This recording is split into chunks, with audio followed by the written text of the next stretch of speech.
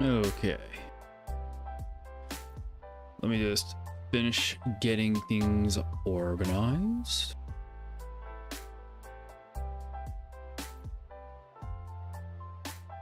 RBNZ. Alrighty. Things look good. Let's get right into it, shall we?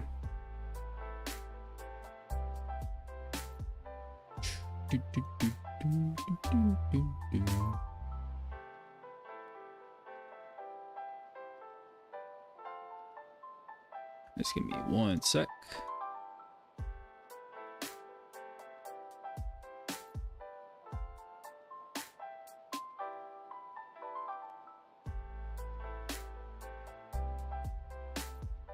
Okay. Let's go. Alrighty. Dun dun dun do do do do do do. Oh man. I did not get as much rest as I wanted. I tried to take a nap. I kept tossing and turning and waking up in the middle of it. So I might be a tad bit groggy, however.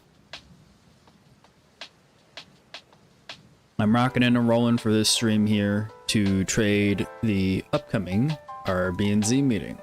If we go to today, snap forward. Where? That's okay, that's AM. And yep, there you go. RBNZ meeting coming in 26 minutes. Let's look at the FX heat map. It's pretty flat because a new day just begun. We just started a new trading day about 2 hours ago, so the FX heat map is kind of flat here. Let's go to New Zealand. So you can clearly see that the euro-dollar trade from yesterday has been working out. That was very, very choppy. It's been very choppy euro-dollar trade intraday, but all things considered, things are going pretty alright. Let's go ahead and check out the yield spreads going into the event. There we go. Alright, so yield spreads short term are pretty negative, but everything else looks pretty okay and constructive over the last month, the last week. Across all the yield spreads, except for the 1 year over the last month, but that's not too much of a concern. So things are set up in an okay scenario, and depending on how hawkish or dovish the commentary is from the RBNZ will determine the outlook. Now, yesterday we did look at some surveys for the RBNZ from Westpac here. And this is currently available in the Outlooks channel here. If I could, real quick, just move these guys aside. There we go. So, in research under Plan the Profit, we have our economic bulletin post. So right here, you can just click on a Westpac and that should take you right here. And now you could just read these bullet points, but what we did is we actually looked at and Kelly Eckel, our guy, he's the guy who he's the chief economist for New Zealand over in Westpac, and Westpac is one of the big 4 banks. Yesterday, the RBNZ, actually no, I believe it was the RBA, right? Yeah, the RBA just had a meeting where they cut rates for the first time by 25 basis points for the first time in about 2 years. And in that meeting, it was also announced that the big 4 banks, including Westpac, are going to try and pass on to consumers and their clients the full 25 basis points of rate cuts. So all these people who have like really insane mortgages are going to get some quote-unquote marginal relief in Australia. And so that's all just to say that Westpac is a huge deal in Australia if you're not already familiar with them. So this is a survey talking over, hey, what will the RBNZ do at their monetary policy meeting? And you can very clearly see this cut by 50 basis points right here. Everyone has expectations of it. And if we go over here to the weekly outlook notes, go down to the summary for RBNZ, the Reserve Bank of New Zealand is fully expected to cut the official cash rate, the OCR, by 50 basis points, which is kind of significant at their February 18th meeting. And further 25 basis point rate cuts are expected at their April 9th and May 28th meetings. So that's a more dovish outlook when you go and you look at all the things currently happening. Okay, let's go ahead and check out real quick. Let's head back to the charts.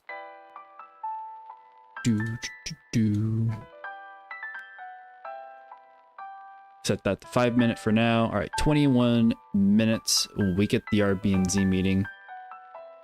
And we will be going over what all these indicators mean.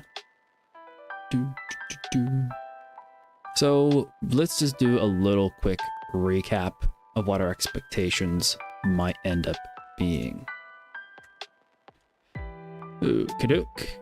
We could actually search for NZD instead of RBNZ. So that's for the Aussie New Zealand dollar cross,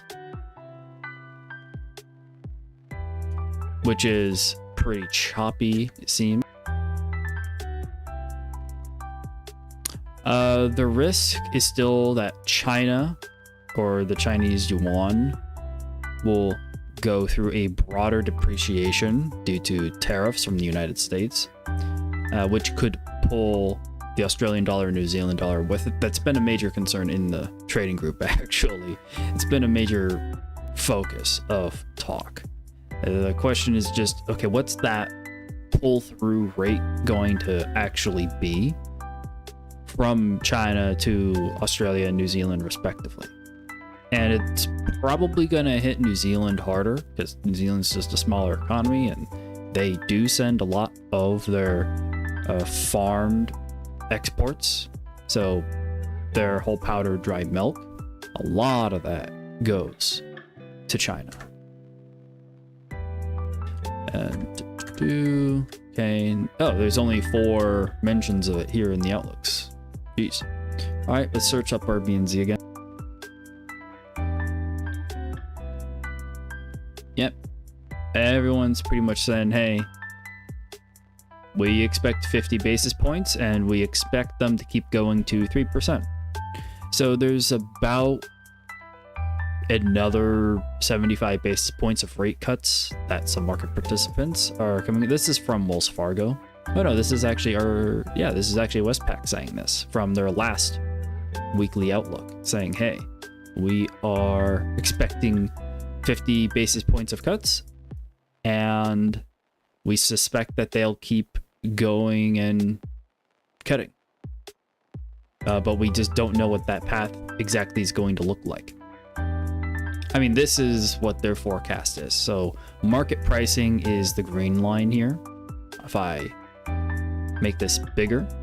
So market pricing is the green line, and Westpac's forecast is this stepped blue line. So Westpac is roughly in line with the market's forecasts. They expect one less 25 basis point rate cut in the long term.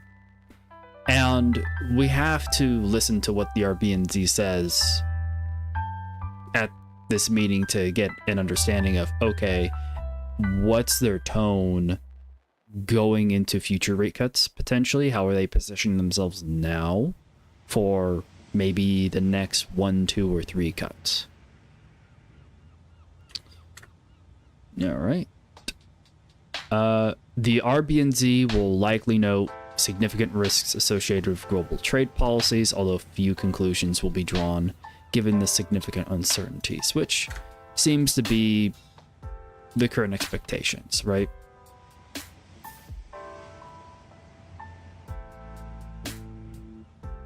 All right, let's keep going. RBNZ survey of expectations, 50 basis point cut. So this is from ASB, another bank in New Zealand, one of the big banks in New Zealand. And this is just a summary of a survey that they conducted. Unemployment is expected to remain around 5.1% in the year ahead. So unemployment's going to remain pretty high. So that will factor into the extra stimulatory 25 basis point rate cuts coming in after this 50. Oh, I should probably mention there is going to be another stream later today on the UK inflation. So for UK CPI, we got another stream.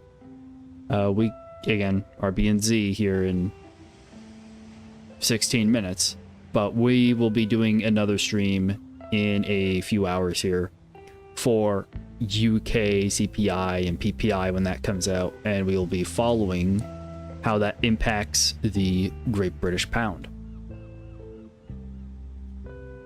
Maybe we should set an expectation for that, but we'll try and focus on, for the next 15 minutes, on New Zealand here. It does look like the expectations for inflation is that it'll increase quite a bit. The forecasts are for a quite significant jump in the core year over year. The month over month is probably going in the other direction, though, is what this is saying. So I'd probably put more focus in the month over month if that's actually the case, because the year over year could just be a lagging effect.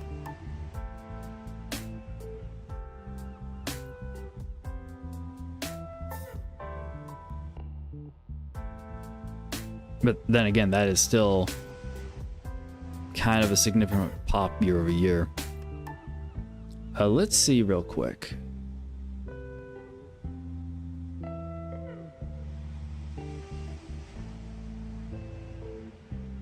Yeah, it would be nice if we came in with an actual deceleration in CPI. That would encourage the... I mean, don't get me wrong, the BOE is pretty hawkish at the moment. They are trying to stay on hold, but rather unsuccessfully. We can actually check BOE in here. Yeah, they're expected to hold their rates at their March 20th meeting. There is currently a rate cut expected once per quarter. But again, if you get improvements, faster improvements in, if the next two CPIs come in below expectations, we're going to have to update our expectations and probably start pricing in one or two more rate cuts going into the summer. And that would probably give way for... Now, let's see here. If inflation's coming down and their unemployment is staying high, and when is the elections again for the general election? Yeah, this is why we have our research forum. Go over here, elections. And then, of course, the link to that is here in the description on the WAP chat, or in the WAP store. You see join Plan the Profit Discord. That's how you get in here. Let's see here. UK general election. Zoom up. August. Oh, yeah. It has to be... We're getting the expectation that an election is going to be called sooner.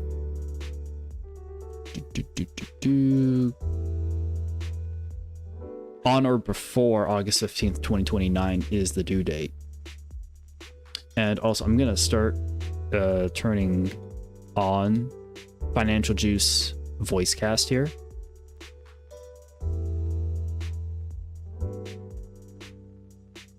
Hey you, Ari. Nice to see you in the chat. We're going to have another stream also today on the UK's, on Great Britain's CPI coming out later today. So we have RBNZ coming out now in about 12 minutes. So we just are re-reviewing this little document and doing a little bit of catch up on, okay, what's exactly going on with the election.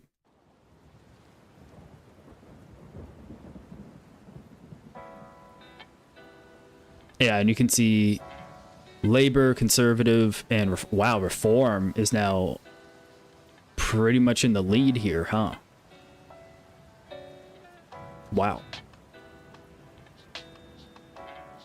Actually, I'm gonna go over here.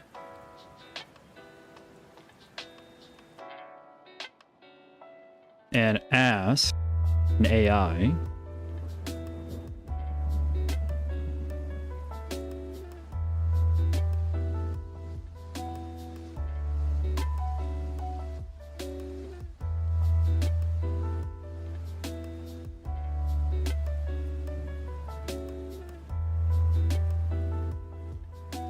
the next UK general election will take place no later than Wednesday, the 15th of August, 2029. However, the exact date can be called earlier by the Prime Minister at their discretion within the 5-year parliamentary term. What's the likelihood that it gets called earlier?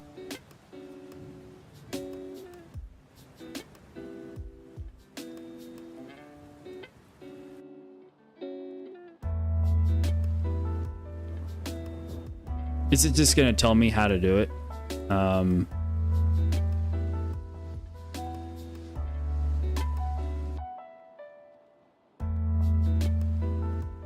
So that's not really what I was asking on how to do it or not.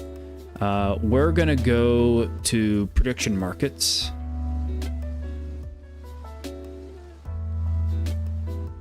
All right. Let's see if Hashdive has the market for it or not.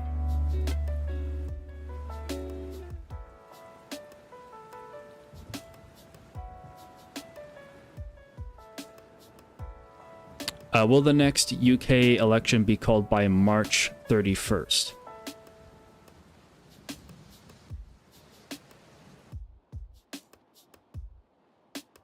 So there's not a lot of money in that one.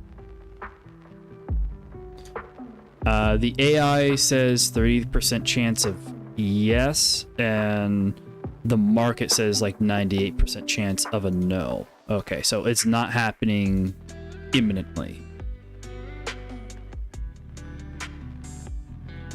All right, let's go here.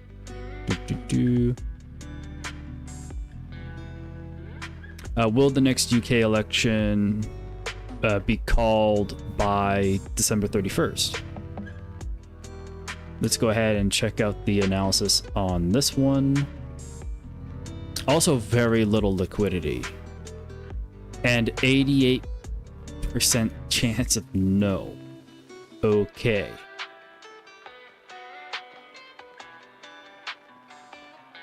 That's also on a pretty illiquid market. As of February 19th, there's no signs indicating that a UK election will be called soon, with current priorities focused on economic issues rather than political ones. So the odds remain low. But then again, there's not that many people betting on this at the moment.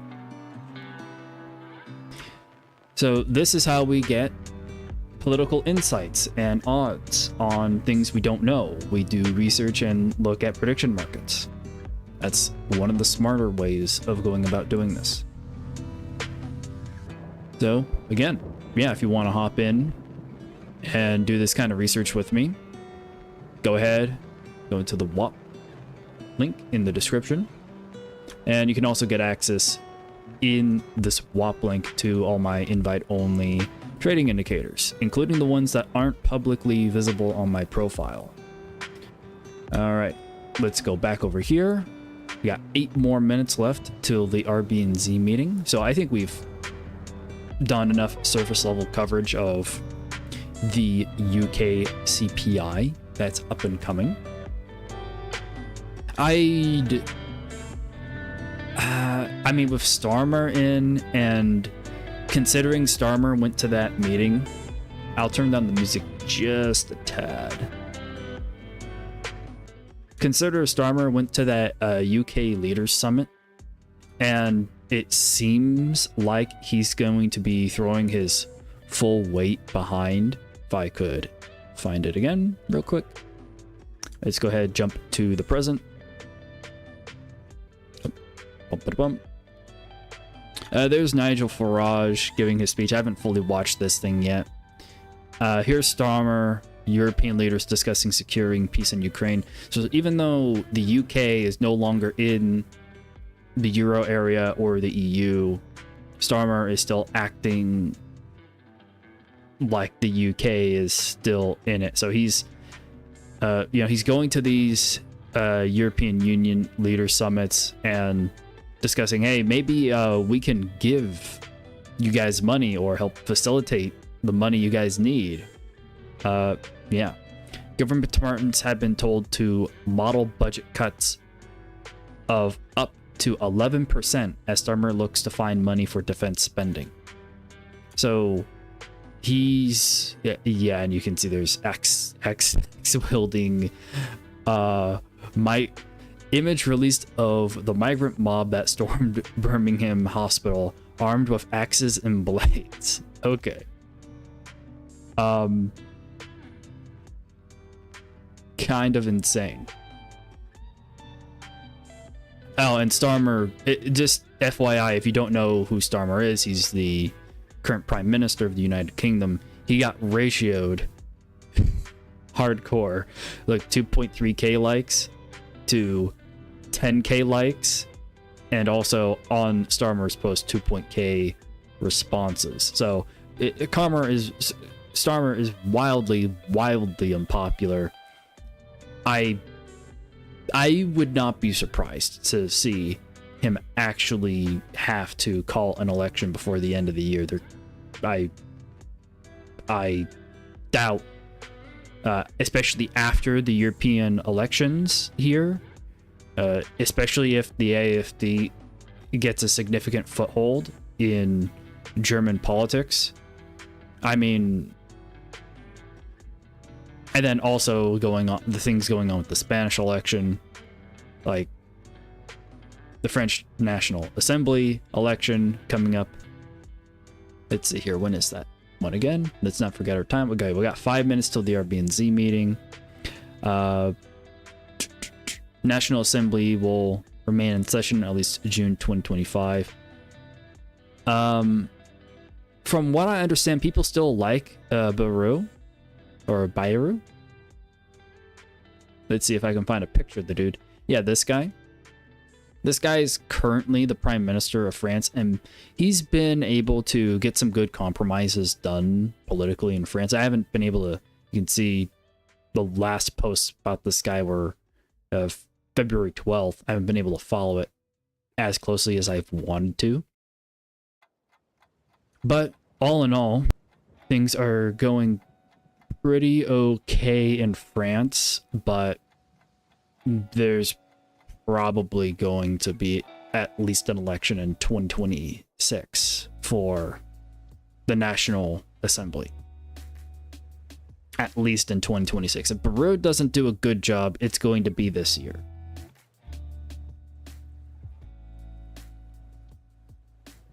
Alrighty. Let's hop back to the charts now and head over to New Zealand dollar.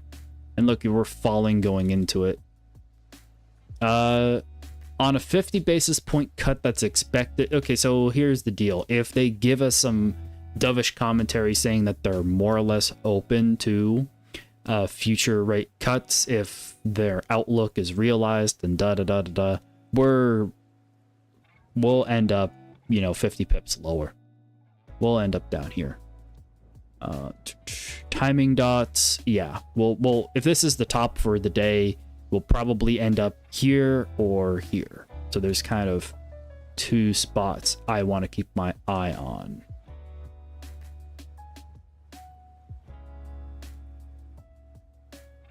Yeah, there's a big fat cluster right here too. So that'd be like a really dovish scenario. I mean, there's probably, what's nice, I just realized as I scrolled back and looked in charts history.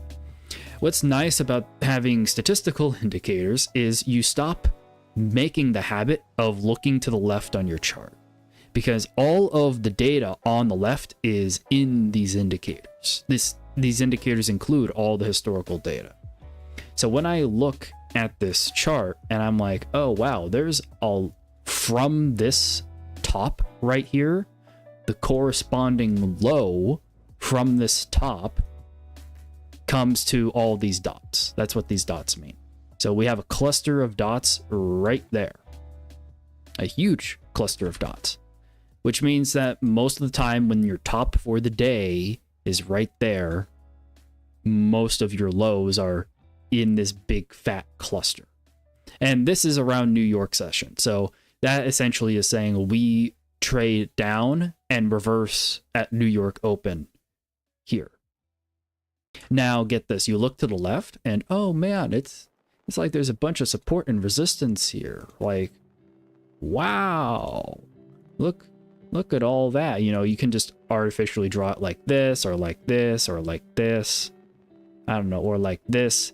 Really depending on whatever your interpretation is, I could kind of, there's your overlap. But of having to spend all this extra time looking back into the left and figuring out if you drew the damn thing correctly, you can just be like, oh, data, how do I interpret the data? And this timing dots and these range probabilities indicators, these aren't publicly displayed on my profile. You have to get them through the trading. Japan January exports to the European Union down 15.1% year-on-year.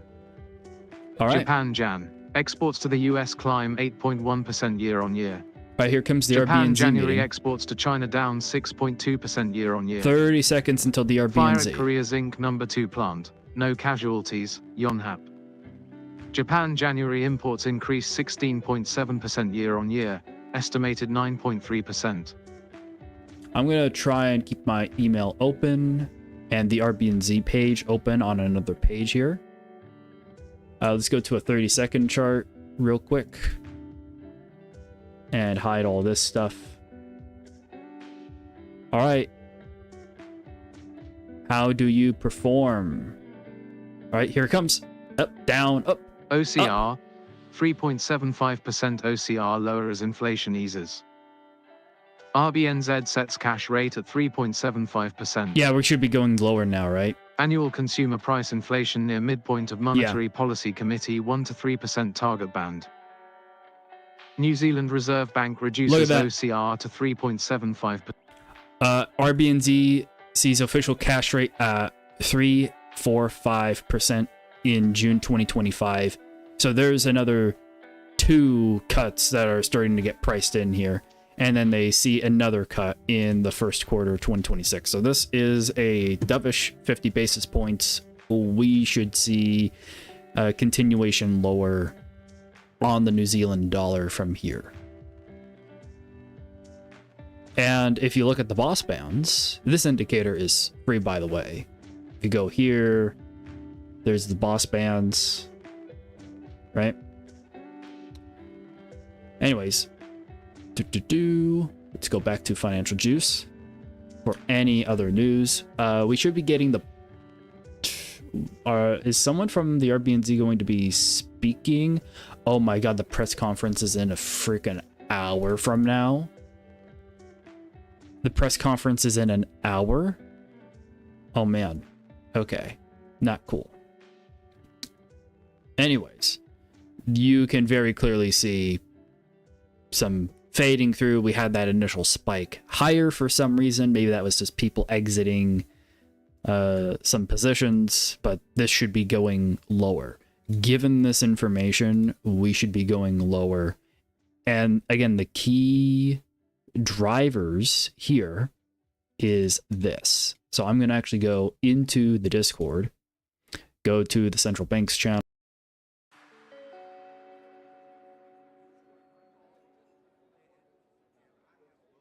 There we go.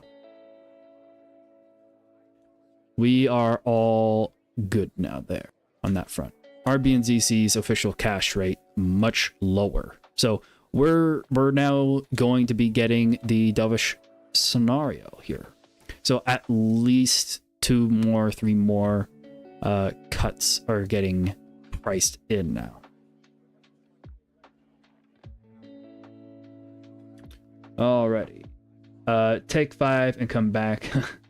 No, I'll be staying on the stream probably for like the next 2 or some odd hours.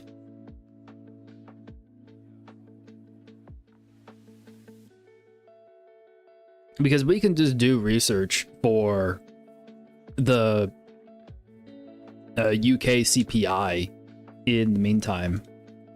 I'll just edit the stream title.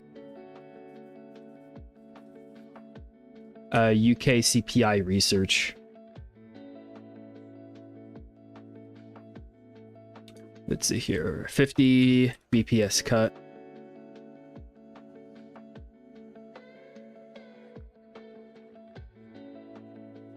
Yeah, I just updated the stream title. So trading RBNZ, dovish 50 basis point cut, and UK CPI research. All right, cool. Updated the stream title. So yeah, look, we're getting our follow through now. That's what happens when you can. I mean, this sort of interpretation isn't that hard. Like, okay, it was pretty much completely priced in that we're getting the 50, but what really matters is this a dovish or a hawkish 50, because we've been expecting a 50 basis point rate cut here at this February meeting since December 2024 for several months now, effectively. So it seems the important bit, the thing that actually updates our expectations, the new bit, is the new forecasts from the RBNZ. And it really doesn't matter. I mean, actually, it kind of does matter. So if Governor Orr of the RBNZ is even more dovish and throws more gasoline on the fire by explaining his reasoning for why the RBNZ governors set their forecast lower, and this is for June, right? So this is like, okay, we are imminently going to be doing more cuts at the upcoming meetings. We are going to be doing those more. We're going to be doing more cuts. It's not necessarily a guess. So this is setting. I argue that maybe one of the key things that Orr will say is we wanted to have very clear monetary policy expectations, and we thought that by announcing these updated cash rate forecasts to be this low would help markets anticipate the next at least 2 rate cuts, and that could or at least 1 or 2 rate cuts, and that would help drive some stability in the markets surrounding the New Zealand dollar and help set expectations for people who are bankers, who are trying to help with the cost of living crisis also in New Zealand, set expectations for what kind of support they can give their clients and to businesses and to homeowners. So I think that will ultimately be the rationale for why they decided to be very clear on their forward guidance here. Let's see. Yeah, Howard Lutnick was confirmed earlier today as Secretary of Commerce. Let's see.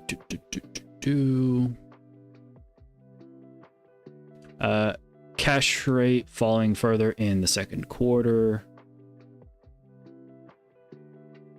Let's go ahead and check my email, see if I finally got the RBNZ to send me an email here.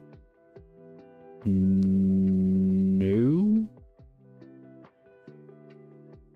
Yeah, I haven't received the email from the RBNZ yet. All right, so I guess I'm gonna have to go and get it myself. Let's Google search RBNZ. rbnz.gov.uk.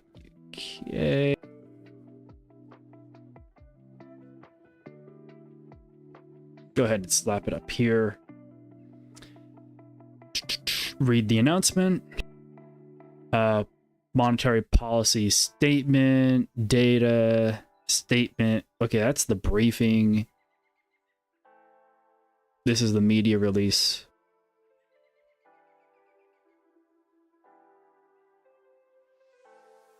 Oh wow, so that's 50 pages. I am not interested there. Okay, economic outlook. Disclaimer, this presentation represents the view of the MPC, the Monetary Policy Committee, not of any individual member. Headline inflation was unchanged. Tradables inflation was negative. And non-tradables continue to decline. Okay. Yeah, so this is their forecast for inflation. A little bit of a bump sometime in the future, but to stay within this 3 to 1% band that the RBNZ has targeted. And headline CPI and core inflation both moving in the right direction.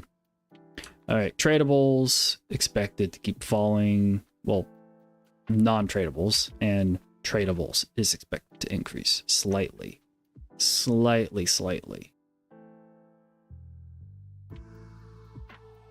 Overall, it seems like they're compensating for each other, which is fine. So it's going to keep the average okay.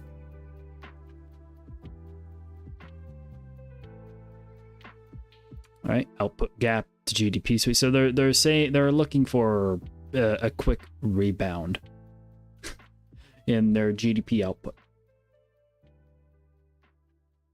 Yep.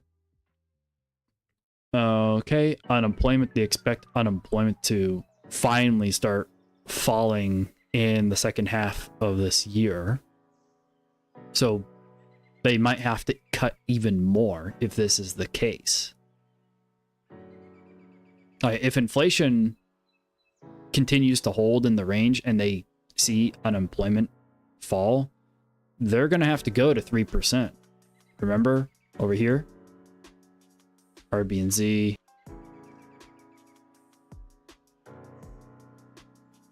We suspect they will keep nudging the OCR towards 3% until substantive signs of a turnaround in the labor market emerge, which could be from mid-year, all going well, which is right around what they're saying here. So yeah, Westpac might be hitting the nail on the head here as far as expectations go for another 75 basis points of cuts from the current spot we just had after this 50. So we could end up with 125 basis points of cuts total this year. It could be a lot of cutting going on, which would mean that the New Zealand dollar is probably gonna get a hammering. And if we look at the survey from earlier, talking about, hey, when we survey our clients over here at Westpac, where do they think the New Zealand dollar will be by the end of 2025? Where will NZD be by end 20? Aren't these two the same question?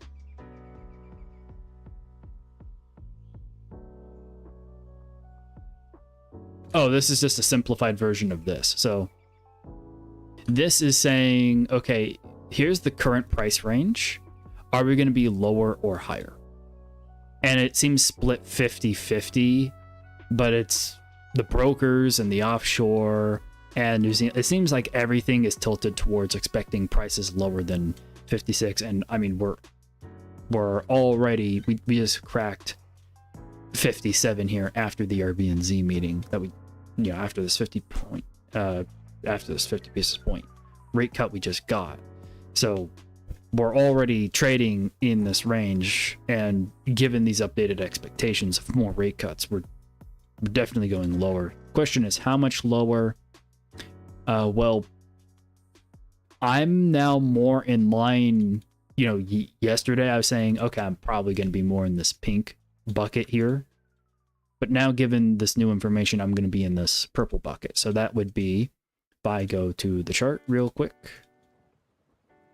and I draw out where that is on the chart, that would be effectively between here and here. So probably, so the next two meetings are when? I know I had them way up here. April 9th and May 28th. So if we go to April 9th and May 28th. Okay. So sometime around here, I'd expect us to, yeah. So this is probably 400 pips in 3 months ish. Somewhere between 300 to 500. And there's going to be, and if you're short this, you're going to be collecting swap as well, aren't you? Right? Because you're going to be getting paid on the USD side of things. No? Am I wrong? I'm pretty sure I'm definitely, I think I'm pretty correct about that. You're going to be collecting swap on this. And considering the fears we already have about tariffs with China getting hit and then impacting New Zealand, as mentioned earlier on in the stream, it seems like New Zealand's going to have a continued systematic downtrend here.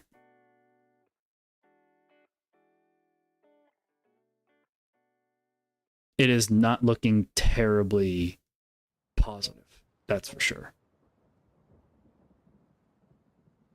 Now, I'm going to go ahead and just refresh myself and get a little bit of water. So in the meantime, I'm just going to ask you guys, you know, like and subscribe and all that. So we covered the RBNZ meeting. We covered a little bit of research so far on the upcoming core CPI inflation coming out for the United Kingdom later today.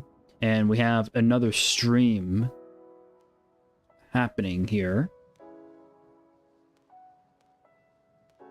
for trading UK CPI, and I'll post that in the chat.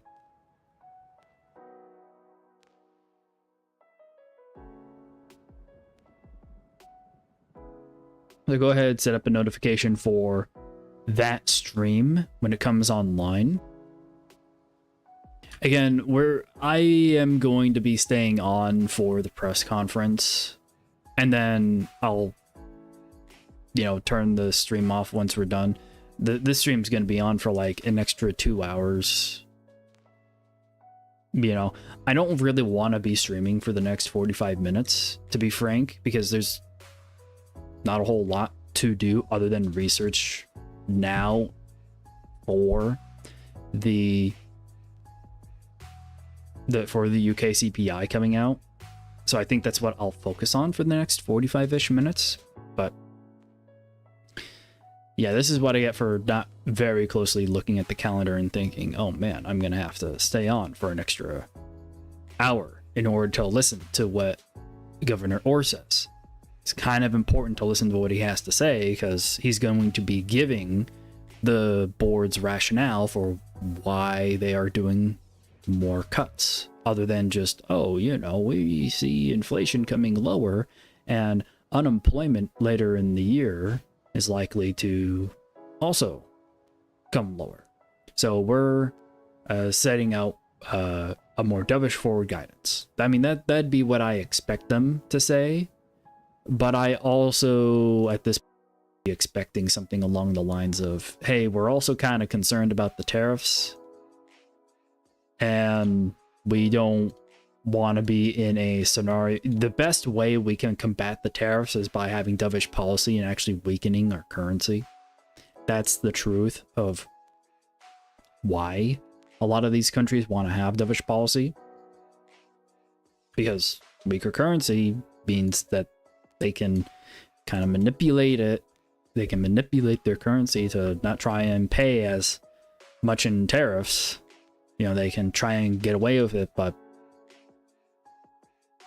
I don't know, man. We'll see. I'm going to keep this box here, but I'm also going to say, I'm also going to timestamp this.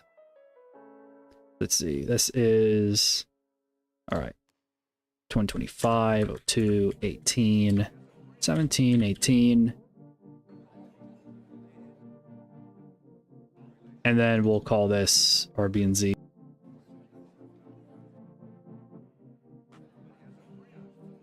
RBNZ. So those are the two RBNZ meetings. It would be smart for us to actually check out the, if I could real quick.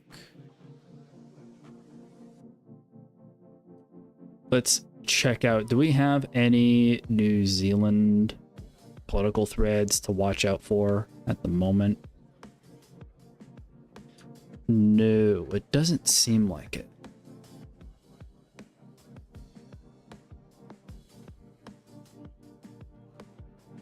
Let's see here. Next New Zealand election. It's December 2026. So it's kind of a ways away. I mean, it's actually technically only 2 years away.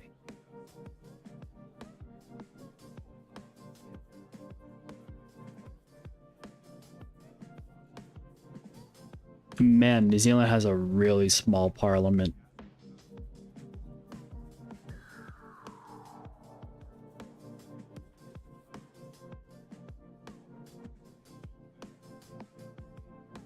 This is what I'm reading right now.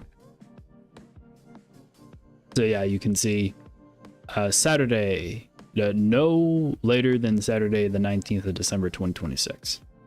As far as I know, this guy Luxon is doing a pretty okay job, but he's very centrist. So he's just doing that an okay job from what I understand. This guy kind of looks a bit goofy.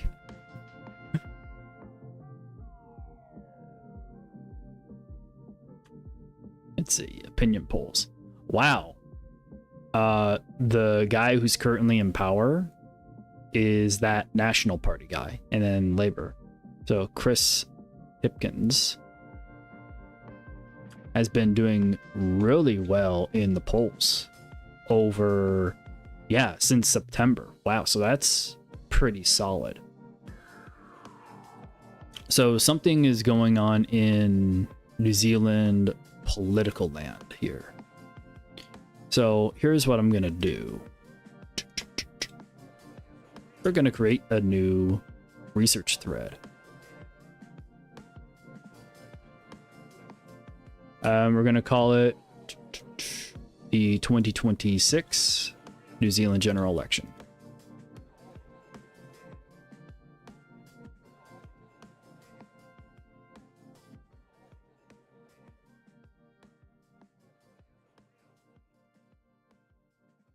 Let's go ahead, put in that. Tag it with elections. And we also don't want to forget the wiki page on current polling. And let's post that. All right, cool. So now we have another elections thread to watch. Now, don't get me wrong, this is way out into the future, but when it comes down to parliaments that can have early elections, you have to be on the more cautious side and keep your eye on them in case political events sour really quickly over the course of like a month or two. Because if you have zero background on what's going on, it's going to be a lot harder to actually anticipate how it could end up moving prices in assets.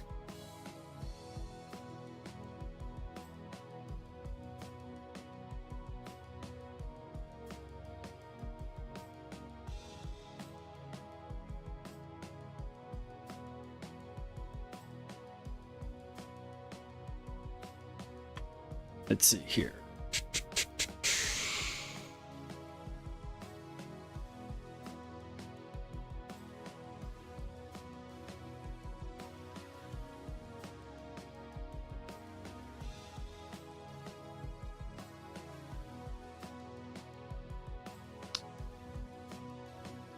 Trying to double and triple check some stuff here.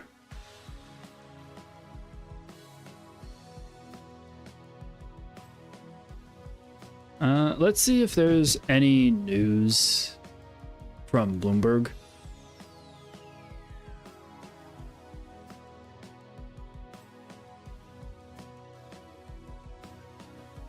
Yeah, New Zealand delivers third big rate cut to revive ailing economy. Let's go to central banks.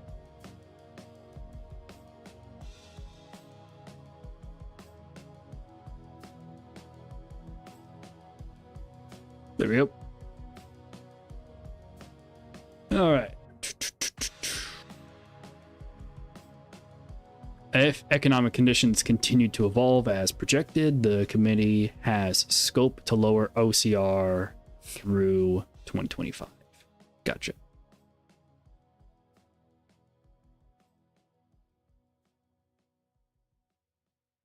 Yep. The RBNZ's forward guidance shows the average OCR falling to 3.14% by the end of the year. So 2 more rate cuts, lower than projected from the November policy statement. It forecasts the benchmark will drop to 3.1 in early 2026 and remain there over the forecast horizon. All right. Lower borrowing costs will be welcomed by the center-right government, which is promising to restore economic growth as it eyes an election date due in late...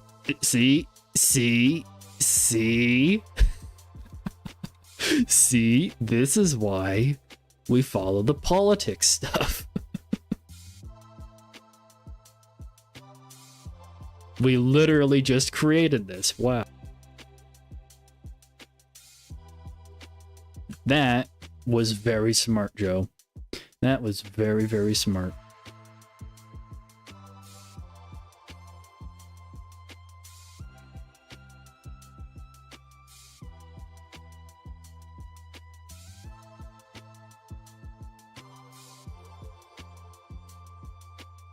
So it seems that all these new rate cuts could potentially end up reversing. Oh man, did I lose the...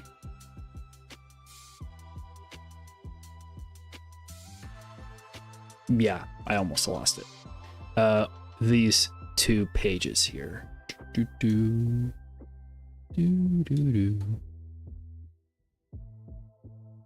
I know I don't have like a super professional setup here, but this is the easiest way for me to maneuver around all these charts and whatnot. This is the easiest way. All right, so let's go ahead and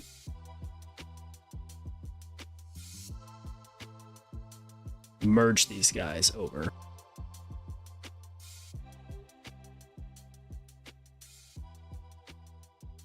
Okay. Copy that image.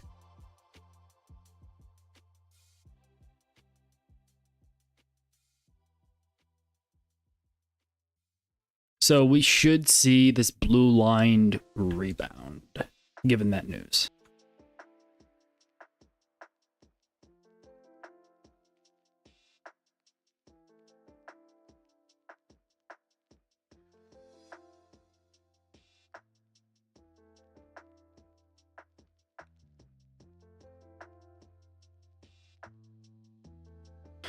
There you go.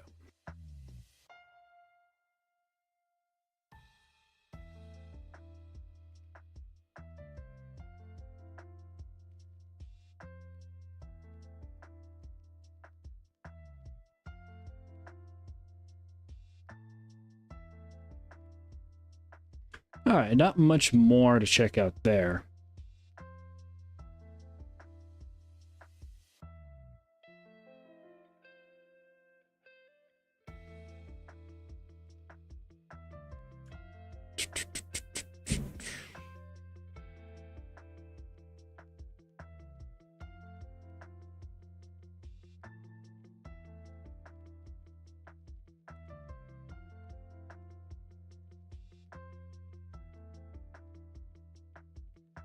Okay, nothing crazy that I'm reading so far.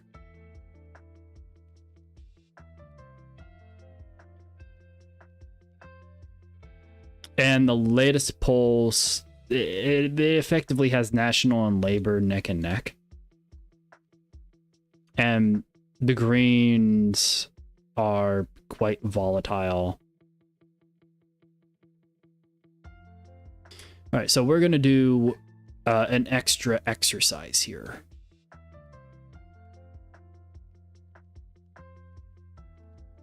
And that exercise, I'm going to put this one off to the side. And just as a reminder, because I really don't want to lose track of time,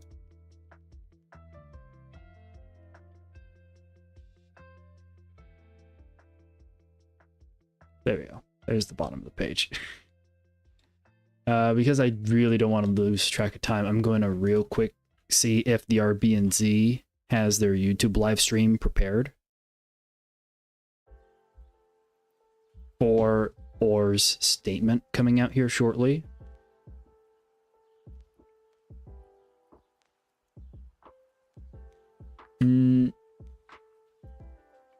No. They do not, sadly.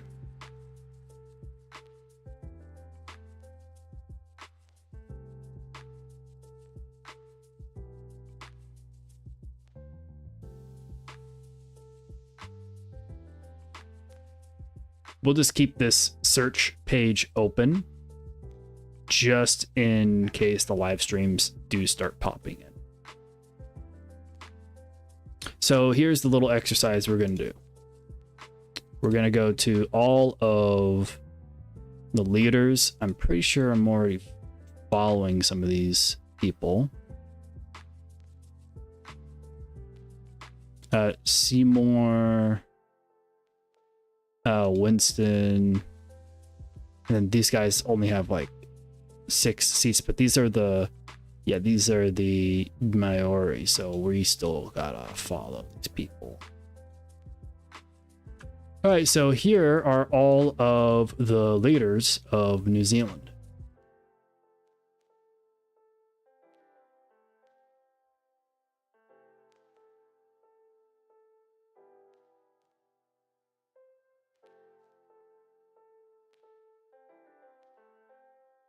So first, just get all into one so it's easy to find.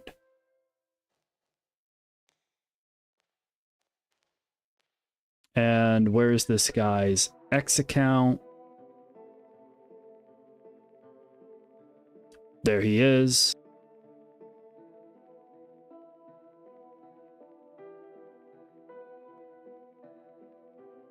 All right. Let's go ahead and... All right, on to the next dude. It's Hopkins or Hipkins.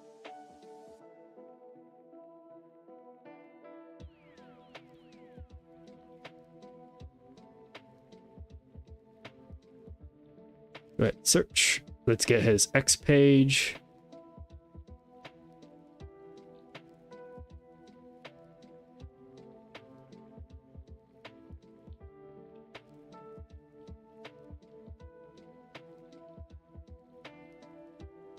And you'll see what I'm doing with their X pages in a second here.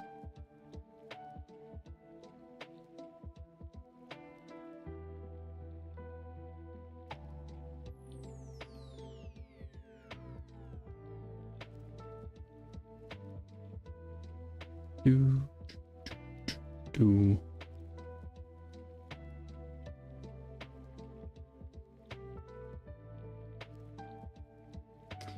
And I'm still going to be looking at the chat here, so if you guys got anything to say while I'm currently doing this, all's good. I'll be able to see it.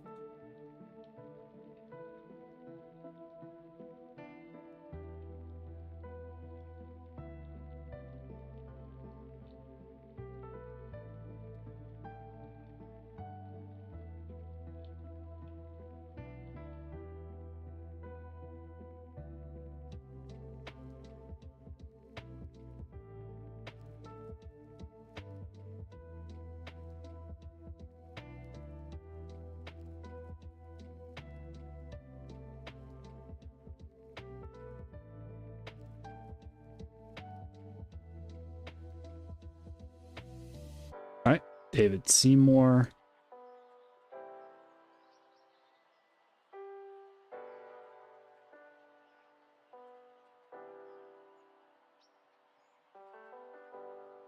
These guys aren't in super powerful parties. However, that's kind of relative, considering the size of the New Zealand Parliament is super, super small. So you can very quickly end up with, you know, even losing 5 seats is a really big deal in New Zealand. There's 120 seats split between 6 parties. It's really, every single seat is a much bigger fraction of the percentage in New Zealand Parliament than in other cases, like even in the United States.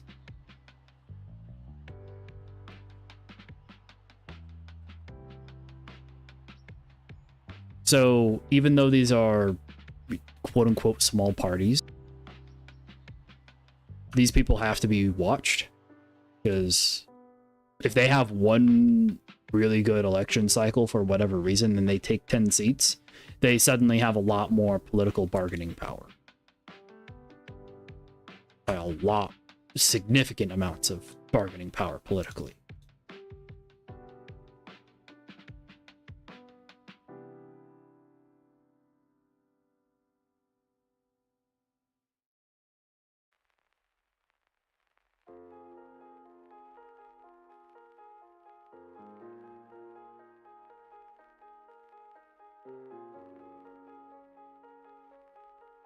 All right, and then we got 2 more.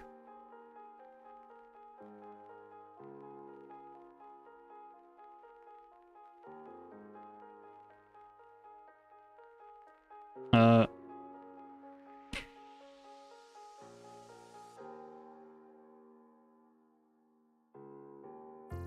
right.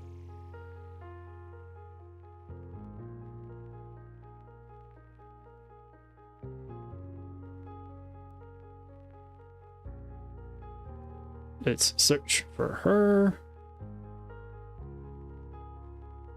Get her. Does she not have an X account? No, that's her.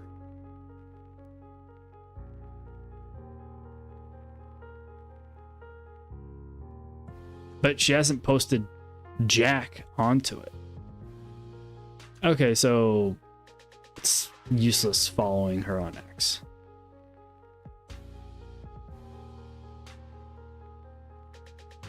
How about Mayor? Is that one still active? No. No, it's not active.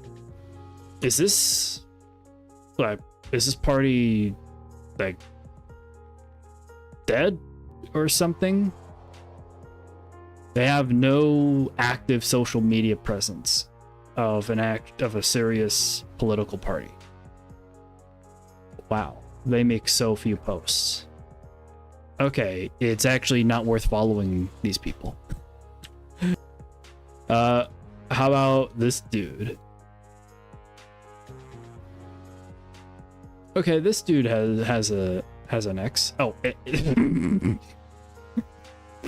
okay. The account doesn't exist.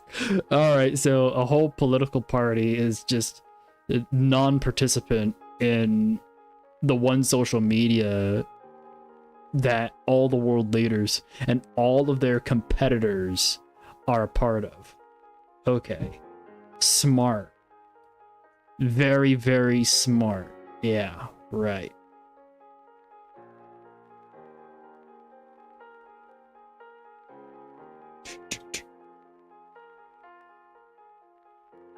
So I'm going to go ahead and add all these people that I put on another screen into a private list that I made for myself called the World Leaders List. So then I can keep up to date with all the people who are different heads of state, heads of parties, heads of defense, da-da-da.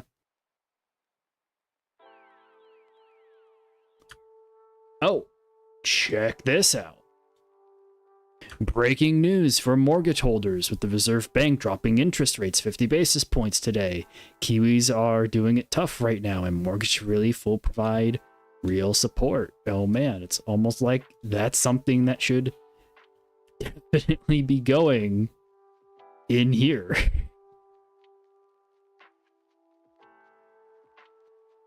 And then we'll pin this.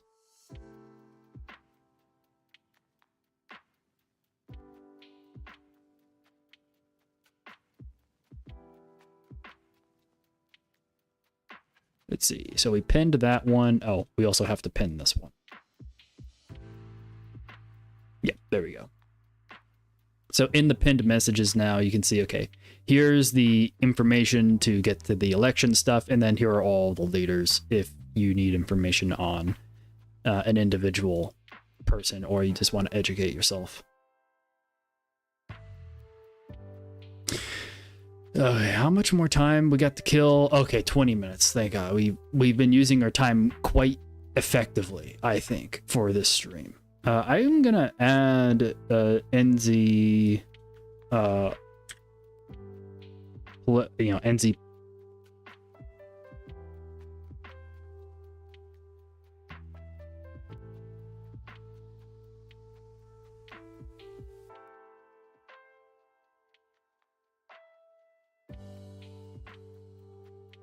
I'm gonna add that to the end of the stream because we've been doing that for much longer than doing research on the UK's CPI coming up here.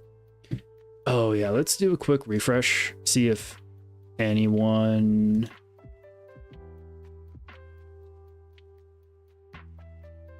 come on, maybe Financial Juice. Do you have the stream, Financial Juice?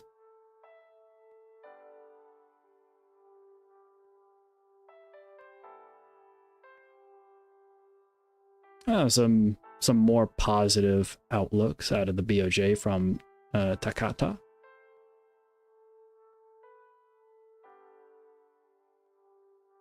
Oh, Bank of Japan closer to achieving price target. Very nice.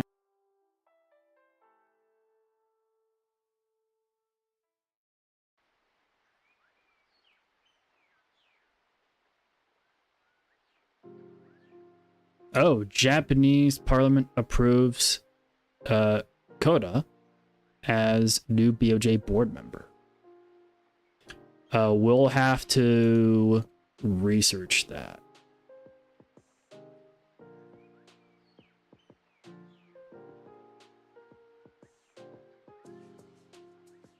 All right, let's go ahead and reply to this.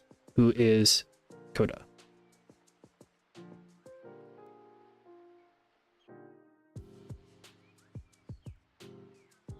No idea who that guy is because he's brand new.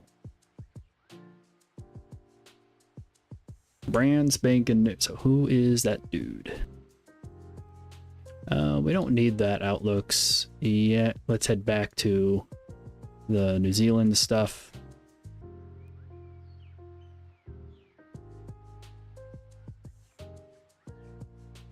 I'm pretty sure the RBNZ will stream the meeting. If not, we can always go to a news organization like Bloomberg.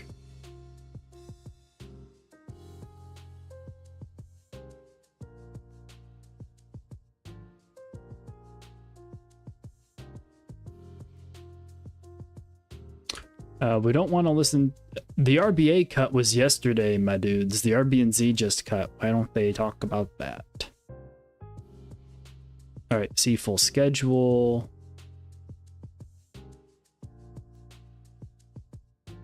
All right, nothing crazy. I see.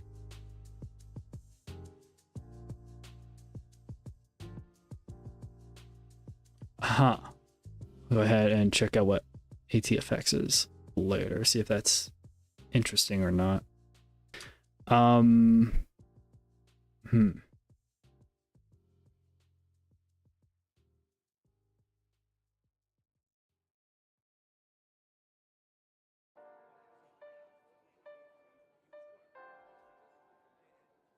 RBNZ press conference. Yeah, nothing showing up just yet.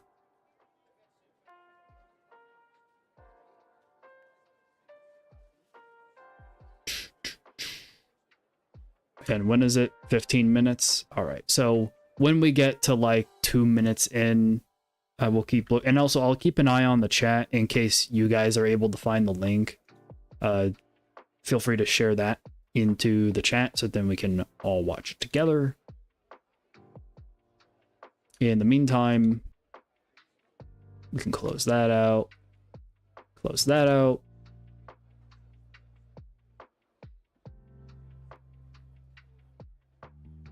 And we're not following. Oh, didn't mean to close that one out. All right.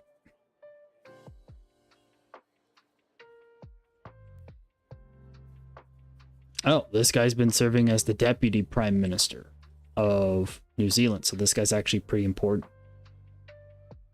It's his third time in the role. Wow.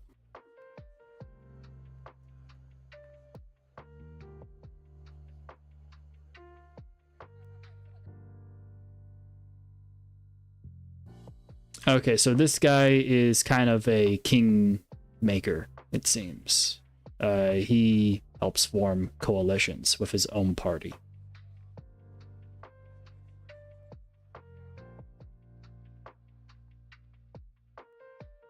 Let's see what he has to say on X.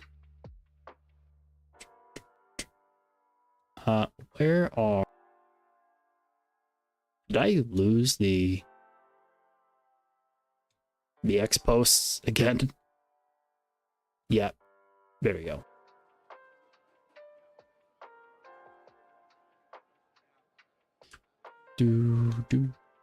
Yeah, thanks for sticking with me here. 13 minutes until Ors speaks, and then once Ors done speaking, we'll end the stream and do another stream for UK CPI later today. I'm on the tools, but in your ear. Sounds good, my man. Oh boy, oh boy. Boy, oh boy, oh boy. Let's see. Where is this? All right, Winston Peters. What does this guy have to say?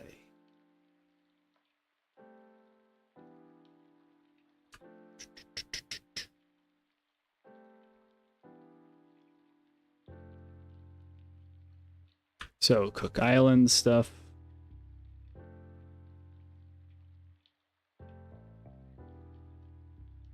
He's publicly defending someone called Gores. Don't really know who that is.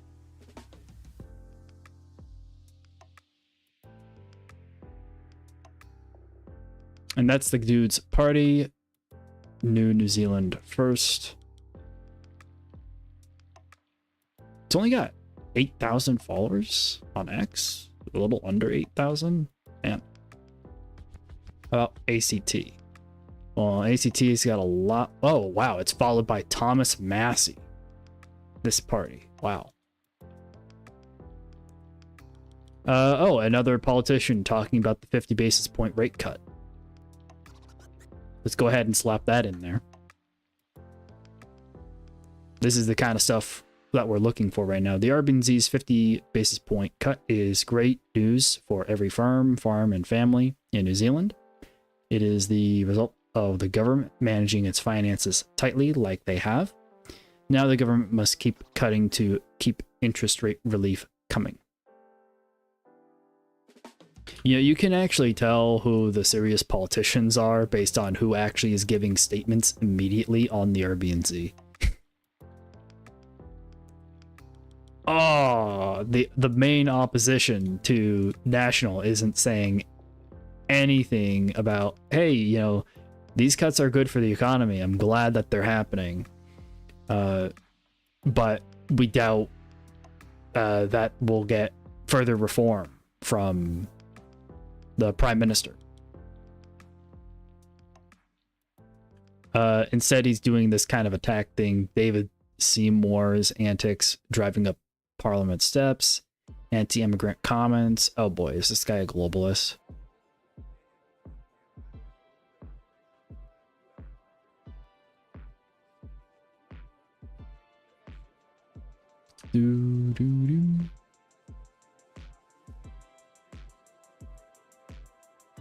Oh yeah, that's right. We had the pages on the side over here. Right. Let's real quick check if there's any sign, because we got 10 minutes left to the stream. Come on, RBNZ. You're not gonna set up the live stream even 10 minutes before, like, how is anyone actually supposed to watch the statement live? Like, it's not showing up in the search here.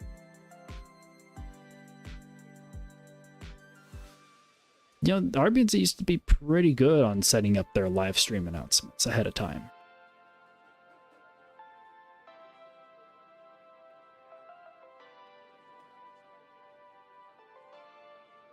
Oh, we'll keep looking for it. Let's go ahead and check out, what's it, Chris Hipkins? Yeah, this guy. We want to find out what his political standing is. Yeah, political views. Move to sidebar, please, and hide it. Political views. As an arch pragmatist. Realpolitik. What? Oh. Student activist at university. Labeled himself a moderate.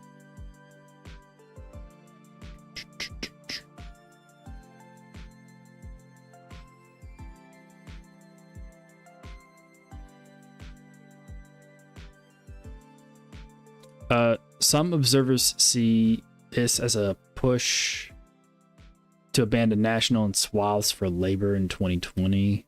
Right? He's not a monarchist, But ahead of the coronation of Charles III, he announced he would not be pushing for New Zealand to become a republic. Okay, so he is kind of soft, okay with the, monarchy. During a press conference, Hopkins said, "Ideally, I think in time New Zealand will become a fully independent country. I don't think that swapping out the governor general for some other form of head of state is necessarily an urgent priority right now, though."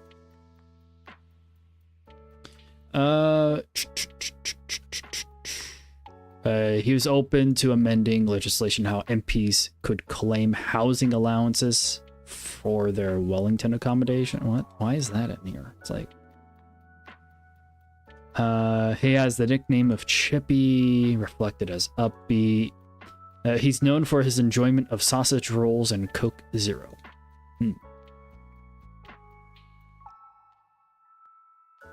Wait, what? Some political commentators claiming his love of sausage rolls embodies a sharp departure from the soft power New Zealand enjoyed under Ardern.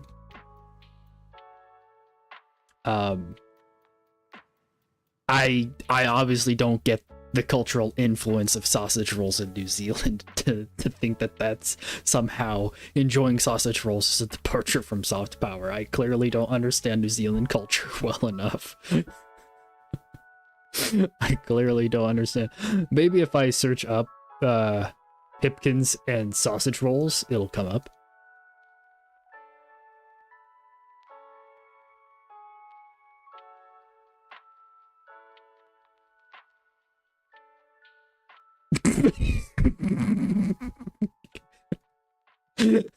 Well, not many people can claim to have been gifted sausage rolls from the sovereign, but our Prime Minister now can.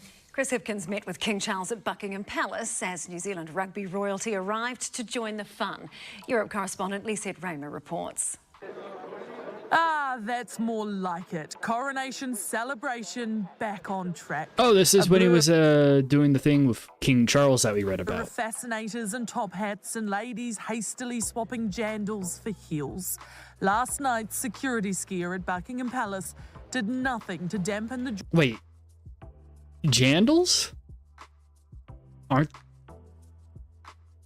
Okay, now I have another question. Why are they calling these things jandals instead of sandals?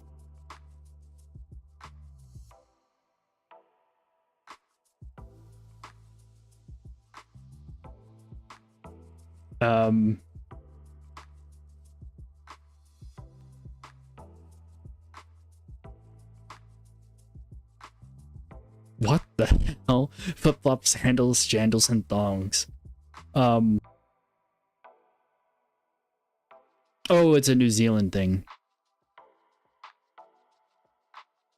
It's literally a combination of the Japanese, the words for Japanese sandal.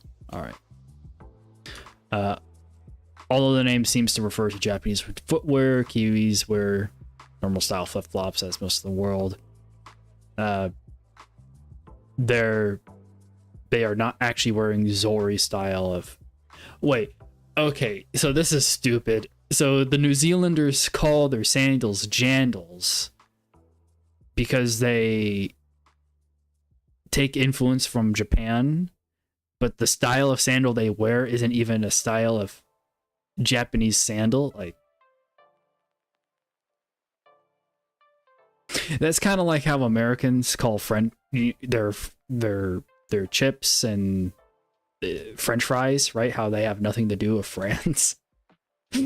It's like, why are you calling your fries or your chips French fries? Or, there's chips and crisps, and then fries and chips, like back and forth in US UK vocabulary, man.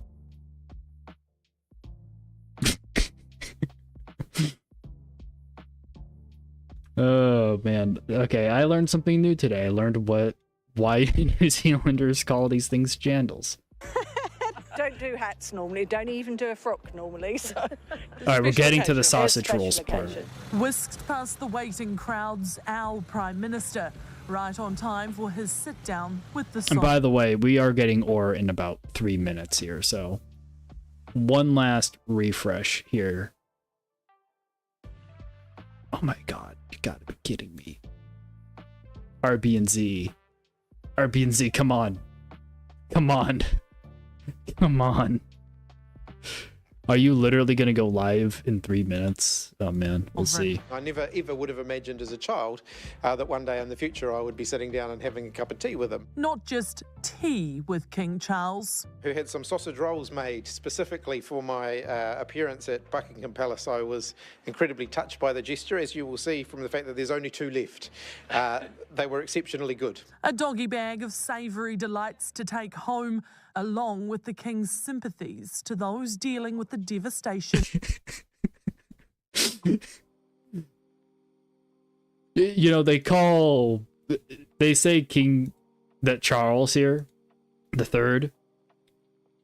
Where is it? This guy, they say he has sausage fingers, so in my mind I'm like, yeah, because he cut off his fingers and gave them to you as sausage rolls for his sausage fingers. And then that led into a broader conversation about climate change. While today was Chris Hipkins' first invite to the palace, Sir Richie McCaw... I almost spit out my water when he said climate change. I'm like, you're here to talk about climate change instead of the sovereignty that the king has over New Zealand. Call how many he's had, although the coronation is... Okay, so that was kind of... Where did his sausage roll trouble start? All right, let's see here. Is there a highlight somewhere here? And a job came up in his office and I applied for it. And oh wow, that's horribly mixed. That's horribly mixed. You can hardly hear him. Almost unsurprisingly, I got it. And I actually just loved it. You know, I worked in his ministerial There's no closed office captions and either. education at the time.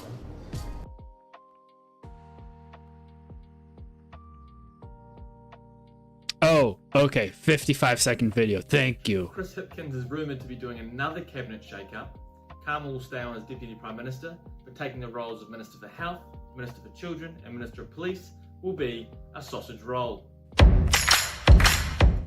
It's not the only shake-up Hipkins is making. He is introducing a Minister of Pastries, renaming the islands the Sausage Roll Island and the Sausage Roll Island. Finally, Okay. our Sausage Roll Prime Minister has also requested, if he dies in office, to be embalmed in a thin layer of puff pastry. Okay. What the fuck? What is it with this guy and fucking sausage rolls? I've never known this before. This guy's the head of the opposition for a G7 country. Oh, man. All right, let's do another refresh. Come on. Oh, man. Seriously, are they gonna... Oh, man. Come on. Come on, RBNZ. Where is Orr's? Where is Orr's press conference? It's supposed to be happening right now, right? Oh, Trump and Musk are on Fox. Okay. That might be more important to watch.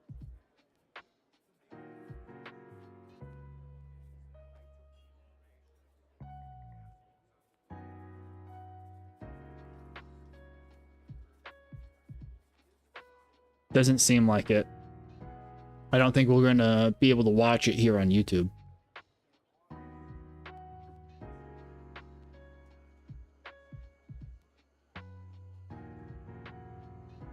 Dude, I stayed on this stream so then we could watch or speak, and they don't even have the courtesy to set up their freaking live stream, man.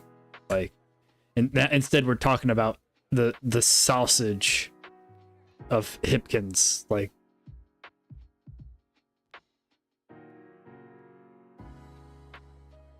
Chris Hipkins grilled. He's cooking sausage rolls on New Zealand television.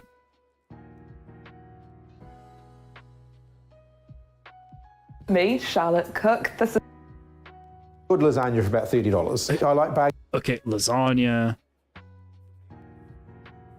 Family, I've always tried to keep in the private part of that.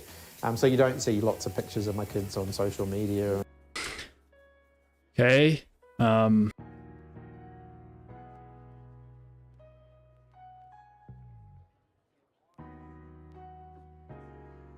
right, so there's pretty much no information. What's the background behind this guy in sausage rolls? Obviously, I don't get it, and there's not enough information on it. I don't know, I'll try and listen to this some other time, so I'll have it open in another thing. Maybe it'll have actual useful information.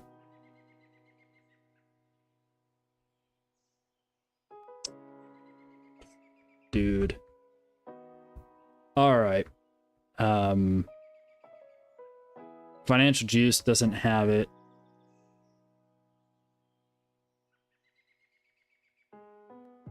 Maybe if I search for New Zealand TV. Oh, this guy is watching. Seen him do something that was mean or cruel or wrong. Not once. You know, I've known him for 30 years. Yeah. And I've never seen anybody take as much as he's taken. Yeah.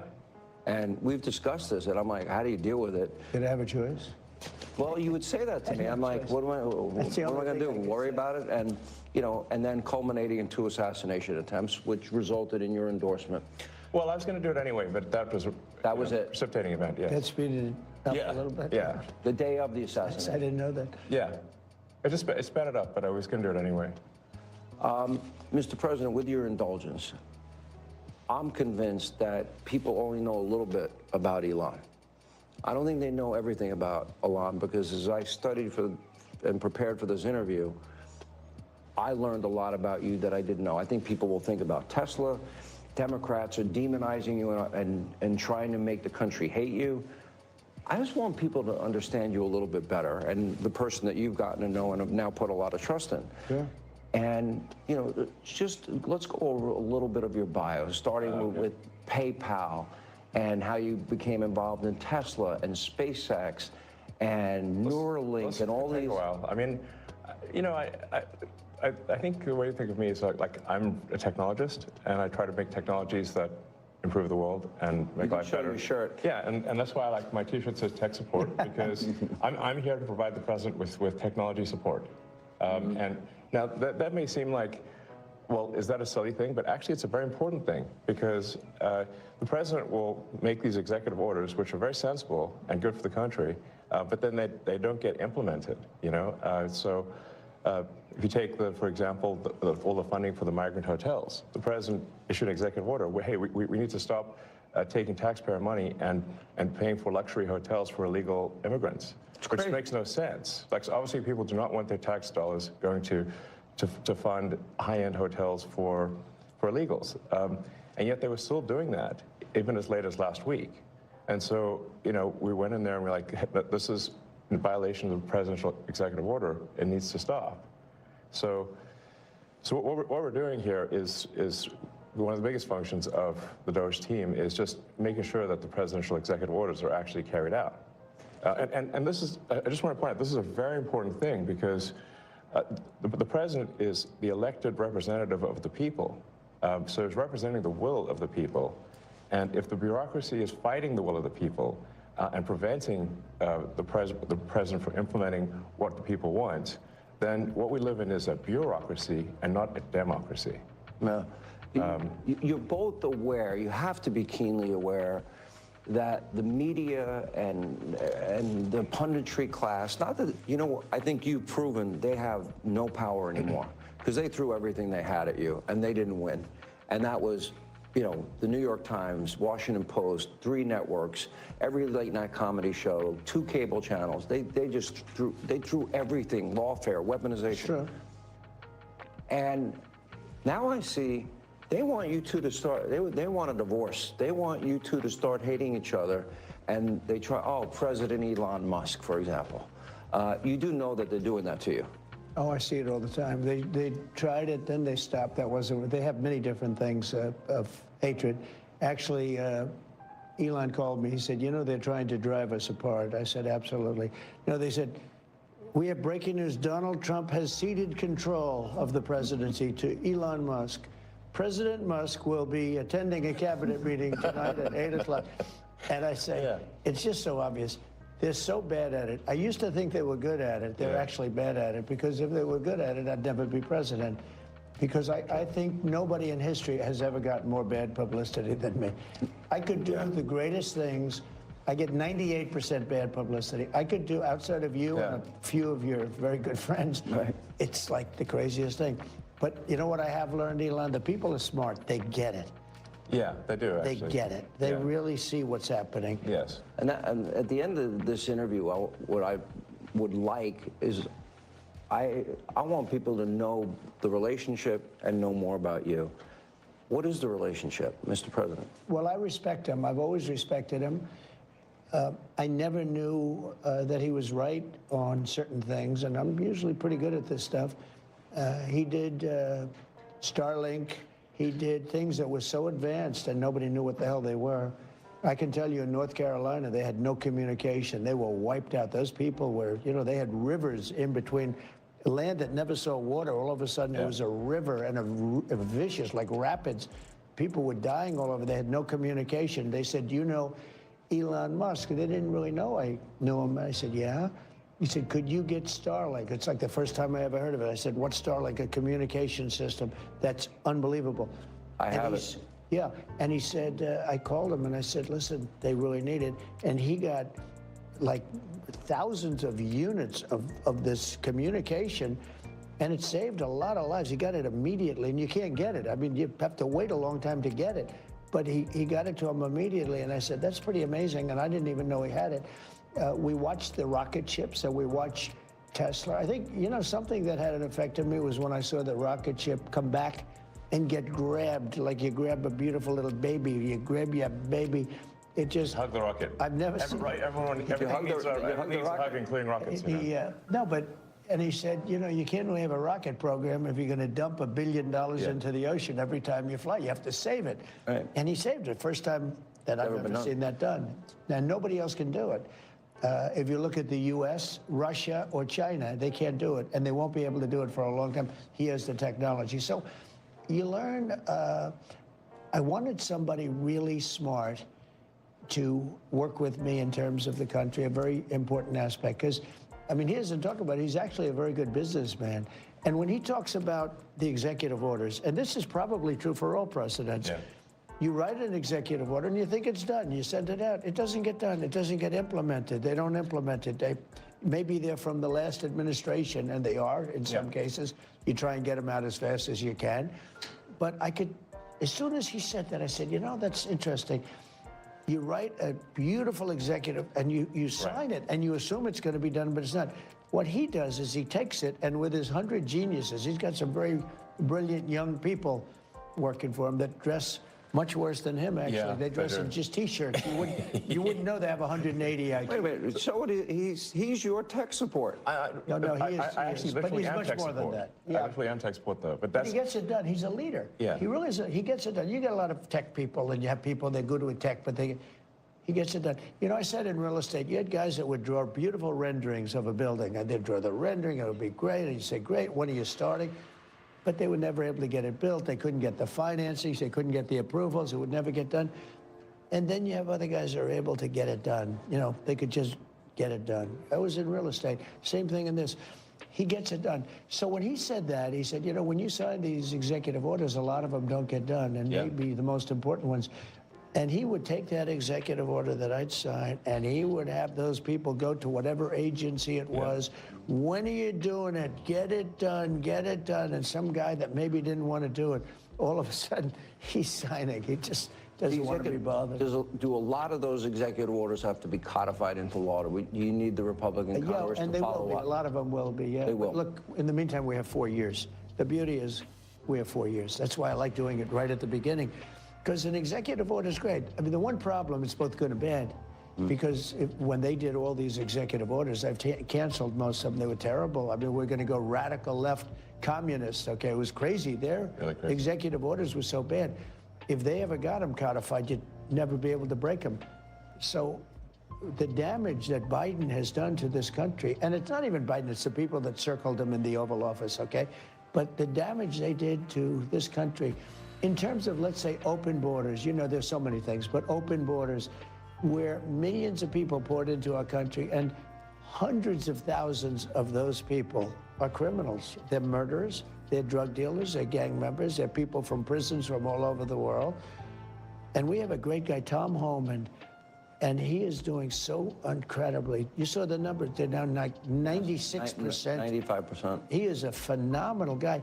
And Kristi Noem is doing an unbelievable job. And he wanted her, he said, she's so tough. And I said, I don't think of her as that way. You know, she's very nice. He said, no, she's so tough. And she is. I see with the horses, she's riding the horse. Let's go. She's great. But the team we have is really unbelievable. But those executive orders, I sign them, and now they get passed on to him and his group and other people, and they're all getting done. We're getting them done.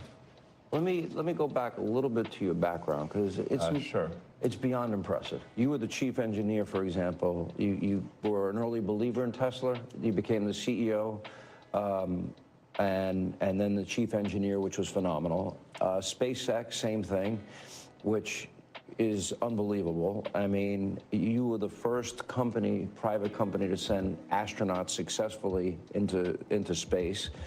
First private company to send astronauts into orbit. Yeah. That's pretty deep. He's going to go into orbit soon. Okay. Yeah. No, he's going to go to Mars. He's Starlink. At some point. Huh? Yeah. Is in over. I mean, they was asking me, like, do you want to die on Mars? And I say, well, yes, but not on impact. Starlink is in 100 countries. This is going to be hard. I feel like I'm interviewing two brothers here. You go ahead. Star Shield, which could be used for national defense. Yeah, it is already being used for national defense. Then you have a, what is it called? Optimus, a part of Tesla. The robot, yeah. A robotic arm. Then you have an AI arm. And then you have something that really fascinated me, and it's called Neuralink. Yes. You might help the blind to see, and people with spinal cord injuries, that they can recover, where in the past, how close is that becoming a success? Neuralink, we've implanted Neuralink in 3 patients so far who are quadriplegics, and it allows them to directly control their phone and computer just using their mind, just by thinking. It's like, so we call this product telepathy. So you control your computer and phone just by thinking, and it's possible to actually control the computer and phone faster than someone who has working hands. Then the next step would be to add a second Neuralink implant past the point where the neurons are damaged, so that somebody can walk again, and so they can have full body functionality restored. And you like Bobby, right? I like Bobby, actually. Yeah, I think I supported Bobby Kennedy. I think he's unfairly maligned as someone who is anti-science, but I think he isn't. He just wants to question the science, which is the essence of the science. The scientific method fundamentally is about always questioning the science. Oh, they didn't tell us the truth about COVID. Correct. That's for sure. Yes. And we learned a lot with the Twitter files. And that just then raises a question. You're the richest man in the world. You may not like that part. You're pretty competitive. Neither here nor there. I've known you a long time. But that's why. But he's on your team. Well, that's true. He can't top that. He's good. You know, I wanted to find somebody smarter than him. I searched all over. I just couldn't do it. I couldn't. You really tried hard. I couldn't find anyone smarter, right? So we had it for the country. But this is the thing. We settled on this. Well, thanks for having me. So I'm just trying to be useful. But this is the interesting. This is where we are as a society, and I hate to do this to you, but I'm going to do it anyway. You're doing all of these things. Nobody at Doge gets paid a penny, correct? Well, actually, some people are federal employees. Some are, okay. Yeah, they're helping. But it's fair to say that the software engineers at Doge could be earning millions of dollars a year, and instead of earning a small fraction of that as federal employees.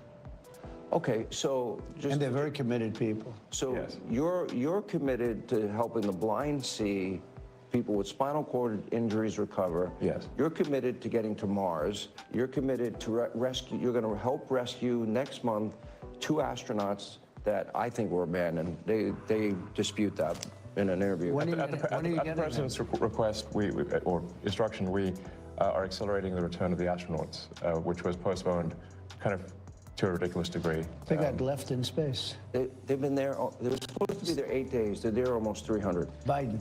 They were yes, they were left up there for political reasons, which is not good. Okay, it's not good. Now, if I had the weight of the pressure of doing that successfully on my shoulders, I think I'd be, but when we spoke before we did this interview, you are very confident. You think this will be a successful mission. Well, we don't want to be complacent, but we have brought astronauts back from the space station many times before, and always with success. So, as long as we're not complacent. When are you going to launch? I think it's about 4 weeks to bring them back. About 4 weeks? Yeah. And we're being extremely cautious. Yeah. You now have the go-ahead. Yes. Well, thanks to you. They didn't have the go-ahead with Biden. What's that? He was going to leave him in space. I think he was going to leave him in space. Well, it's like he when we were growing up, lost in space. Yeah, he didn't want the publicity. Can you believe it? Unbelievable. And so I want to echo something that the president said and then ask an overarching question. So people get hit with Hurricane Helene. They have no communication with the outside world. You come to the rescue. You donated that, I believe? Yeah. Okay. You donated to the people. He saved a lot of lives in North Carolina. He saved a lot of lives. And California after the wildfires? California, but I mean in North Carolina where they were really in trouble, they had no communication. People were dying. They were dying of starvation.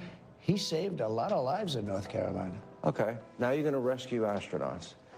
And now, and again, you do all of this. I would think liberals would love the fact that you have the biggest electric vehicle company in the world. Yeah, I mean, I used to be adored by the left, Yeah, not anymore. Less so these days. He killed that, huh?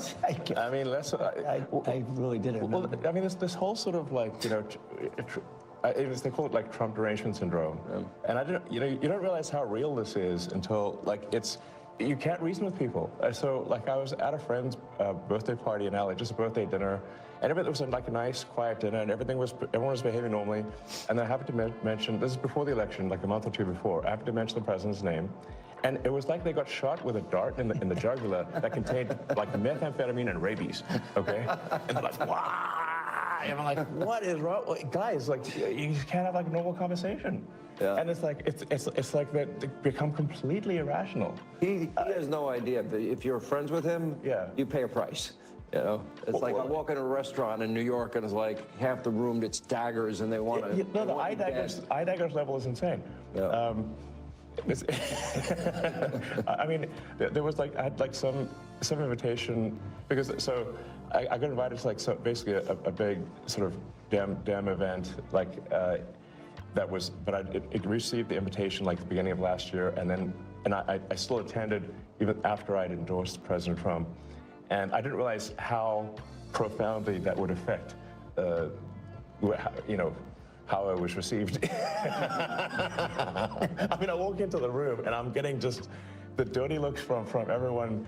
Like, if looks could kill, I would have been dead several times over. But that was not before Trump.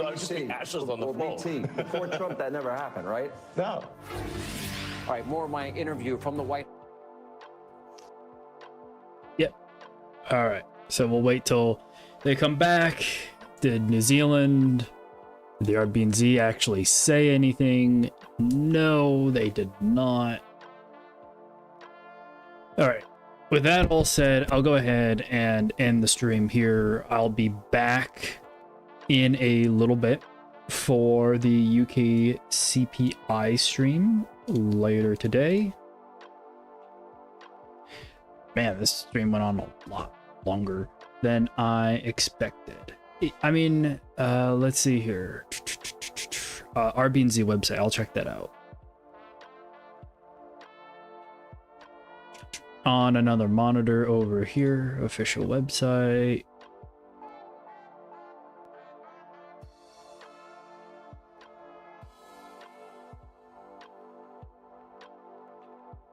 Amount of pain the economy's Oh my God. Pain the economy has suffered worth getting to this It point? is live here. For us at the central bank, we target low and stable inflation.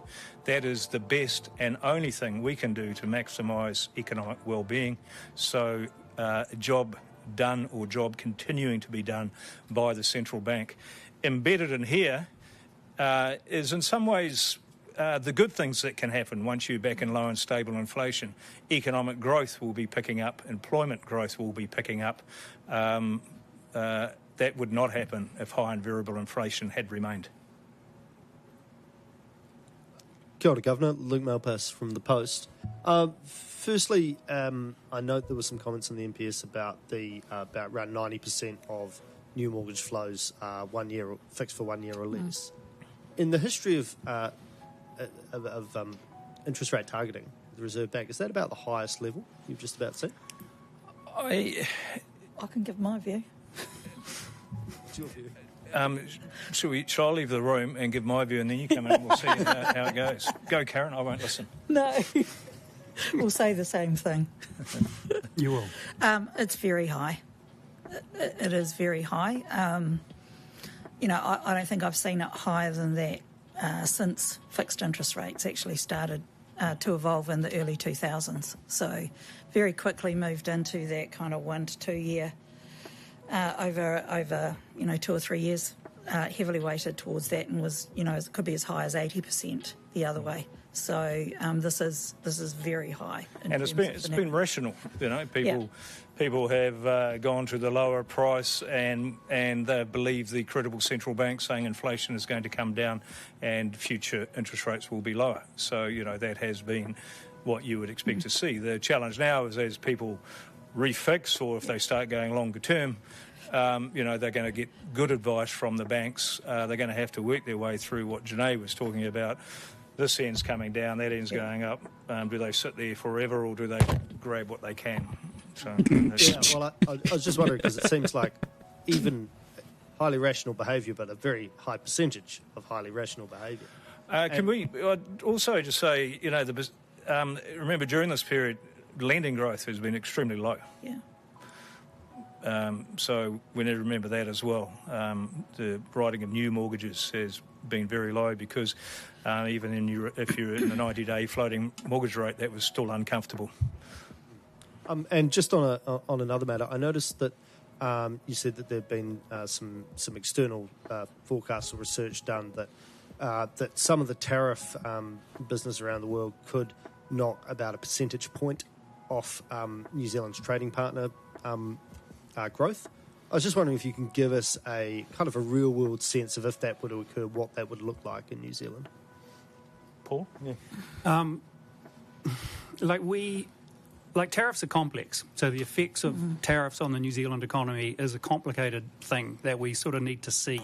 This will be useful to really understand. So it's easier for us to say, just based on modelling that other people have done globally, on what the sort of global impacts would be, and that's, as you said, a 1 percentage point reduction in global GDP growth at its peak. We do have papers out there sort of suggesting what that would mean in terms of GDP growth in New Zealand, but we've refrained from putting that number in the document because we think there's a lot of uncertainty about it currently. But it's clear tariffs are negative for growth, both globally and here in New Zealand, and the effect on inflation is uncertain. And again, near-term, long-term is an issue to think about. Near-term, first of all, what was the tariff, who was impacted, and what was the initial reactions? You could do scenarios where, for example, China gets blocked out of trading elsewhere and we end up being the recipient of the dumping or excess goods. What's the immediate impact for us? Lower headline inflation. Longer term, we can't trade with China, and that would be upward pressure on inflation, and global demand would be lower because of the production challenges that we've talked about. So the near term will be noisy, the medium term is less ambiguous, it's down for growth and upward pressure, all other things unchanged for inflation. Bernard Hickey for the Kaka, that is a forecast. Governor, I'm curious about Box A, which was very entertaining on the revisions to the GDP, and in particular... I told you there'd be a reader, Paul. Yes. I'm loving Box B too, but let's do this first. Box A, the middle of 2024, I'm trying to work out what happened to the economy when we went from 1.3% over potential to 1.7% under potential, basically in less than 12 months. So 4 percentage points of oomph. What happened? A big part of what happened is they revised the history before that. The most significant change is that the revisions have gone back 3 years. And so the level of economic activity by the time we got to mid-24 was a lot higher than what the Stats Department had been feeding us, users of statistics. And that was so suddenly, and that helped explain why domestic inflation pressures were so sticky. So the level went up, and then you've seen the actual, the measures got refined, and the GDP path that you're looking at now much better fits the mood and the high frequency data that we were feeling and seeing in the economy. So if you reverse us up in May, to seeing these revisions, we were really nervous about sticky inflation, even though output was supposedly down. Well, it wasn't. We were saying we're going to need to hold rates. We think we've got a real inflation expectation problem here. We were receiving a lot of criticism saying, can't you see how hard it is? And then once the high frequency data came in, we took the bet that that was giving us a better signal to get moving and quickly. Sure enough, over time, the GDP stat now has it. The other parts in there really is some spending didn't disappear. It just got significantly reallocated between sectors.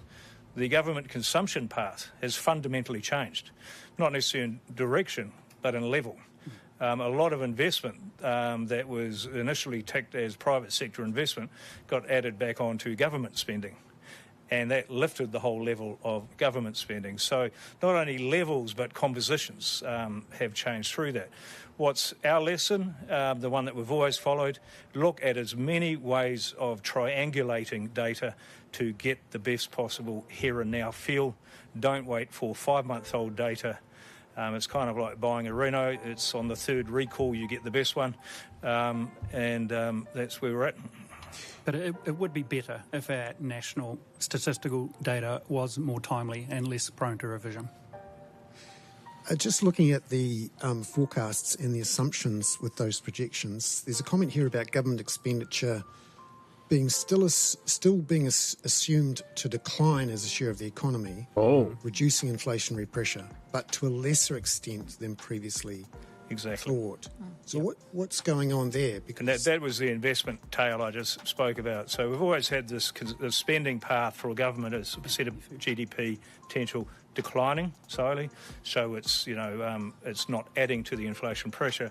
That is still the case, but from a high level.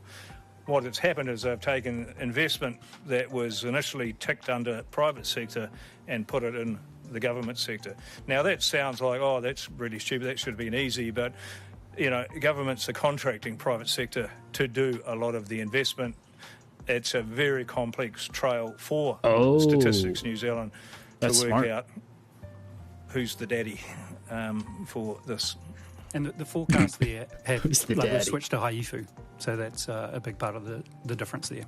But still declining, as you said, as a share of the economy. Just a broad question to the Governor. Are you happy with Stats NZ? Would you like them to do better with things like monthly jobs, monthly CPI and a GDP? Oh God, yes. Of what Statistics New Zealand, other than what's been in the press all day the last 48 hours, what they achieve with what they have. We are but one user. We work incredibly closely with Statistics New Zealand, very bright, very smart, but an almost impossible prioritisation task they have to achieve what they are asked to achieve with what they get. So as exciting as shifting from quarterly to monthly CPI may be for monetary policy, it's sitting on their long list of things to do. The things we would most like to see is not necessarily even monthly CPI. It's a lot of our basic indices updated, reweighted hedonic pricing. You know, a computer is worth $2,000 a year ago than what it is today, but what you get today for $2,000 is fundamentally different. You know, these are the ways that statistics need to be updated. So we are constantly working with them. No point saying the beatings will continue till their morale improves. You know, they need support.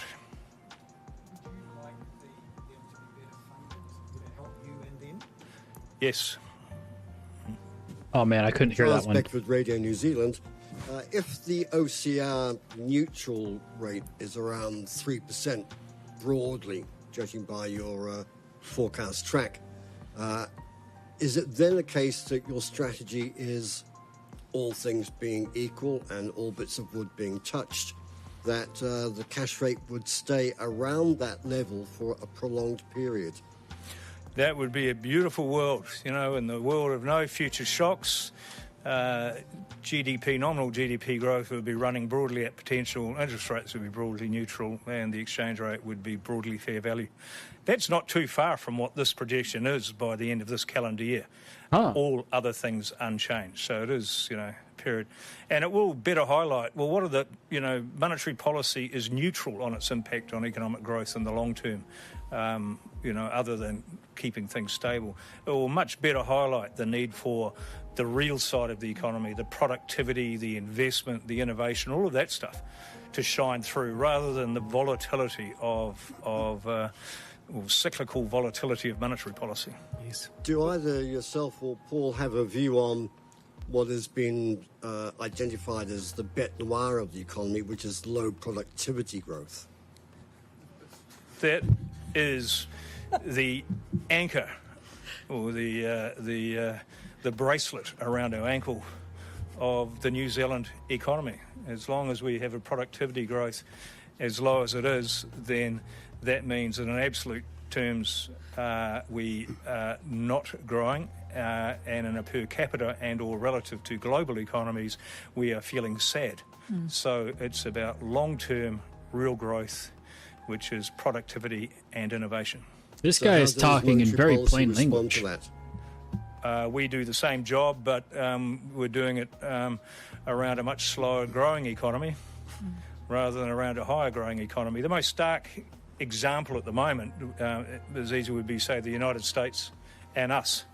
Both have an inflation problem. Both have been lowering their interest rates to below neutral to slow their economies, but their potential growth rate is up here. Ours was here. To slow our economy, we had to take it to 0.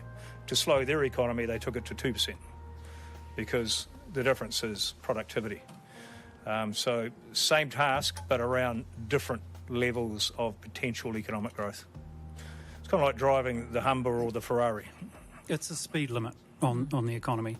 And just your first question, Giles, it's important to think of neutral as a band, a relatively uncertain band. And yes, that band has a midpoint, but, you know, as we get sort of closer to the band and within the band, it's really more about feeling our way than sort of being really definitive about where neutral is or isn't. I need to update my vehicle examples. Sorry. I guess it's a somewhat related question. See that you're forecasting a further drop in business investment after a significant drop in the September quarter. I mean, are we just seeing a lag play out there, or do you have any concern that there might be some darker phenomenon, I suppose? Yeah. So in the near term, it's the lag that you're talking about. And, you know, we've got a little bit of an overlay in the next couple of quarters related to that global uncertainty. So we've got good indicators and strong confidence that it will pick up, the PMI, the PSI, these short-term measures of activity, and all of the, a lot of high-frequency data saying investment will pick up. But, you know, it takes a lot of certainty to go and invest in a plant or a farm or whatever it is. So it's always a little bit of a lag there. Okay, and just a basic question, just for clarity, I guess. I mean, are you actually seeing a tangible, concrete turnaround in the economy now, as yet? Yes.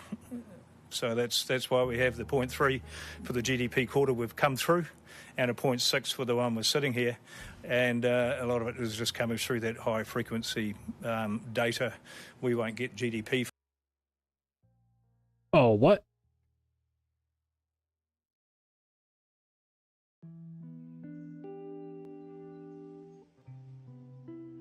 Did I misclick something? Nope, we're good. The PMI, the manufacturing index, is important. The services index is important. We've got good measures of spending in the economy, expectations around various factors. So there's a broad range of high-frequency data, which we actually use to nowcast where our GDP predictions are for the very near term.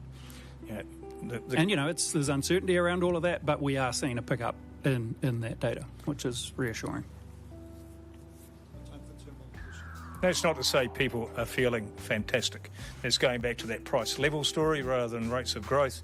And the growth rates we are talking about are still only around that low potential growth rate, the 2.5% per annum type economic growth. Lucy from Reuters again. If the New Zealand dollar continues to slide, is that a concern for inflation, or are the benefits from higher prices for farmers kind of offsetting any concerns? Yes, so for us, this country has chosen to choose an inflation rate through the inflation target, and to do that, it means that we have to use the interest rate. The residual will always be the exchange rate. You can't control all three. So that's what we have to remember. Some countries choose other ones. They choose a fixed exchange rate and then have variable interest rates. For us, we just have to play the game as we see it for the exchange rate. It can impact near-term prices. The price of imports can be impacted up or down depending on the role of the exchange rate. But that's near-term. That's not longer-term inflation.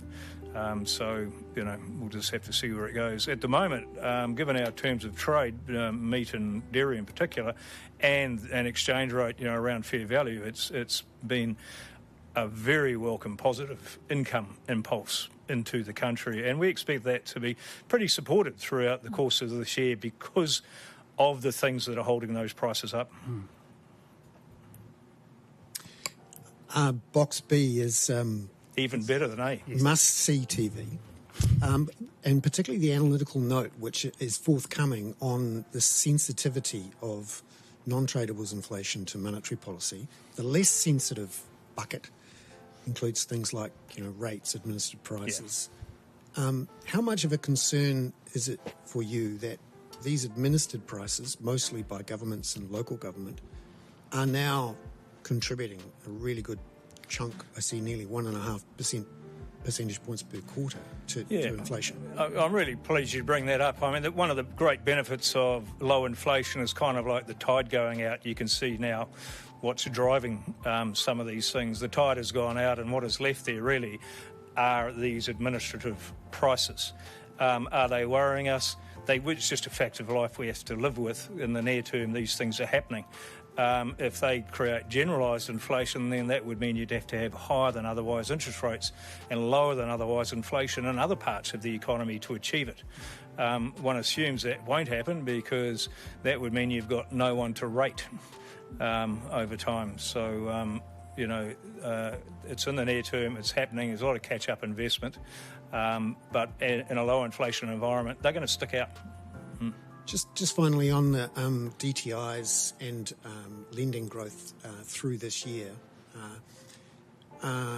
do you have any views on whether the DTIs kicking in this year, which mortgage brokers are reporting is happening now, will constrain the economy's growth? Yeah, we're very, very pleased to have got the DTIs implemented during a period when they were non-binding, and then that gives us the comfort that there's some seat built on with plenty of room to move and play in the back seat, but you're not going to go flying through the windscreen like the last housing price cycle on the way through. It will act as a good moderation for lending behaviours. Banks have always done it, but at the peak of frothiness, banks get a little bit loose on it, and that is a big part of the debt issue and the negative equity issue that we've seen from the last lending cycle. they're indifferent to the level of interest rates. It's this excitement. The important part as well, it's further buffered by the loan to value ratio. So probability of getting into trouble and the cost of if you're in trouble will both be significantly lowered. No one will like us though. So. Hi, Dan from Interest again. If I can take us out, just looking at the very long-term view, I think your track terminates at 3.1% or something. Economists are quite interested in that, asking whether that is a signal sort of a higher probability of going to 3, 60% chance of cutting all the way to 3, or is that a signal that perhaps you are reluctant to go below that level unless you really have to? And if I can just tack on a little extra, do you plan to keep moving in 50 basis point moves, even though your track suggests maybe 25? This is very direct. I would like to think that if these predictions pan out as it is, once we get down around that level, we're broadly at neutral and inflation's at target and we're not having to do much at all to the level of the official cash rate. Of course, we'll be laser-like focused even over the summer periods, but it's one where you're back into a more stable inflation and stable interest rate environment. That's just simply the outcome of the modelling framework. It says, hey, you're there. Cool. All right. Thank you very, very much, everyone, for your interest in the boxes, the forthcoming information. And I also do just want to say, coming in March 6? March 6 and 7, the Reserve Bank is hosting an international economic conference. It will be live streamed. It will have 2 days of cut and thrust excitement for you, Bernard. We've got some significant international global experts coming with us. Ben Bernanke, Professor Ben Bernanke, sorry, Ben, will be here with us for the 2 days. We've got lots of stars, including very, very smart people from Te Pūtea Matua. And Catherine Mann is coming as well, NPC member at the BOE, very, very accomplished international economist. Be hosted at Te Papa and live streamed. Kia ora, thank you. Okay, so thank you very much, Ari, for finding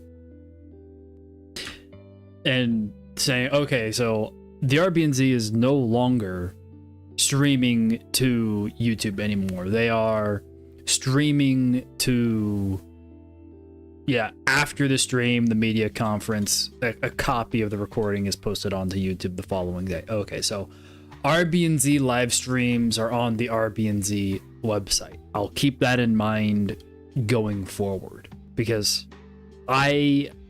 maybe I knew that in the past and I forgot, or I never learned it, but I am very, very happy that you brought that up, so then we could at least catch some of the questions at the end that actually were quite important. So this is just before the RBNZ statement started. This is when the statement started, and it seems like it's completely recovered from the 50 basis point rate cut and the dovish policy outlook. Again, the one key takeaway I have from, and not again, it's the first time I'm saying it, the one key takeaway I have from the questions was one of the people pointing out, oh, so we are basing everything on effectively the assumption that the government, the New Zealand fiscal policy, continues to see a restraint, that they continue to have budget cuts going forward. So it seems like the National Party will really like that. It'll be interesting to check up what's going on in the world of New Zealand politics, frankly, tomorrow, when all the news organizations have kind of collected everyone's commentary. Maybe we can get some updates right now if we quickly refresh all these dudes and see what they have to say about the RBNZ. All right, nothing there from Weston Peters. We don't need to follow that. Okay, that guy didn't say anything new. Oh, this person also hasn't posted anything on X. What about their party's webpage? Also, oh wow. So the Greens are also kind of persona non grata on X. Great. Yeah, yeah, they've just boycotted X. How incredibly stupid. Real men don't barricade women and children. What? Real men don't threaten and intimidate. Real men don't preach hate. Real men do show respect, compassion, and love. Brian Tamakani. President of Freedom's New Zealand founder. Real men are comfortable enough in who they are to celebrate the diversity of others. Whoa, this guy is getting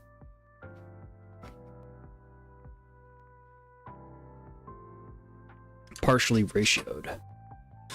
2.6k, 1.1k. You just got baited into defending pet. What? What? What is going on with these, with Mr. Sausage Rolls here? Oh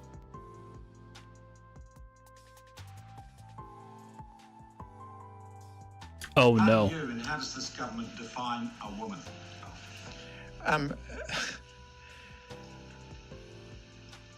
To be honest, Sean, that question's come slightly out of left field for me. No.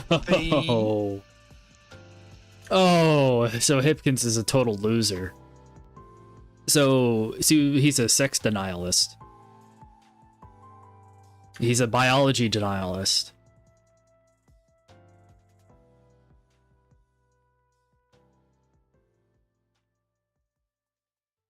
Great. So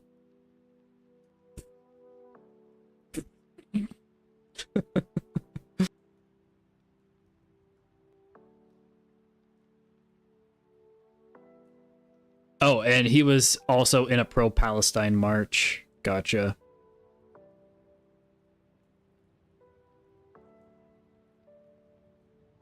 Wow, people were yeah, so sick of the lying and posturing. Destiny performed an intervention trying to save innocent young children from rumor perverts. Wait, so who is this guy?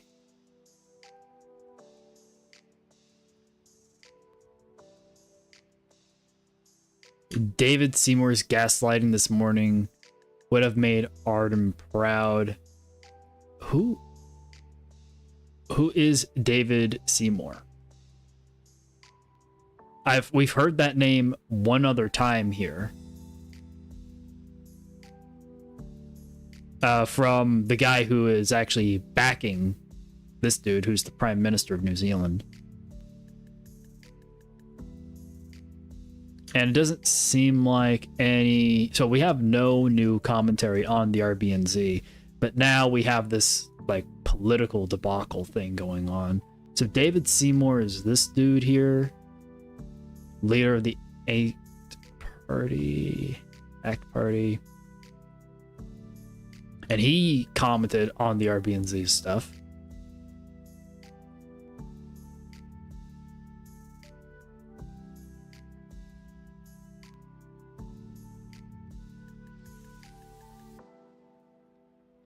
Okay.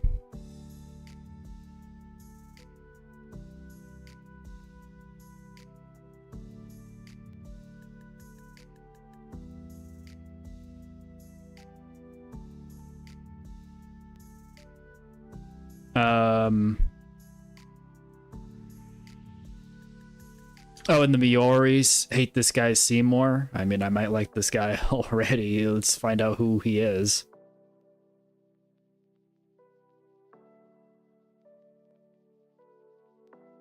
He serves as the First Minister of Regulation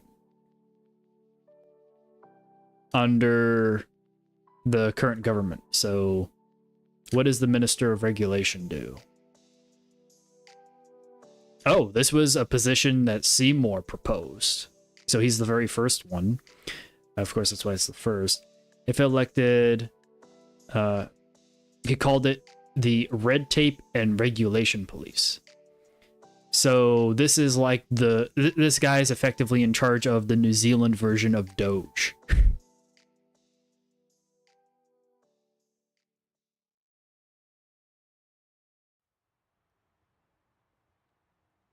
Okay.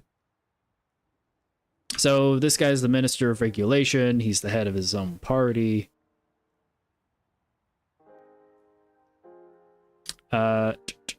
Fourth term.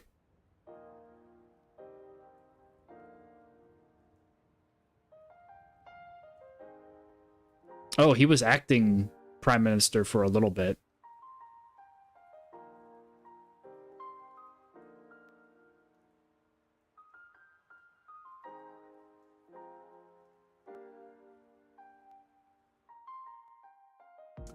Saying its purpose was to increase transparency in lawmaking. He said that the proposed bill would prioritize individual and property rights, enabling business growth and opportunities. Okay. So it's, as embraced as a libertarian social policy. Yeah, so I like this guy. Okay.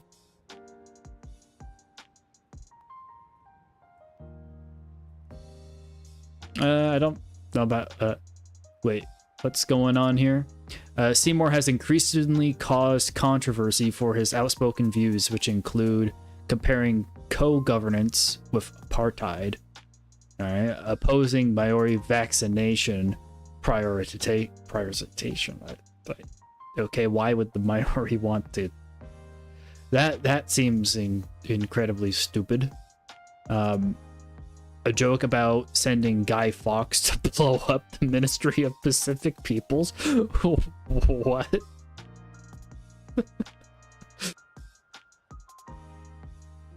They're a public service department in New Zealand. Pacifica communities in New Zealand.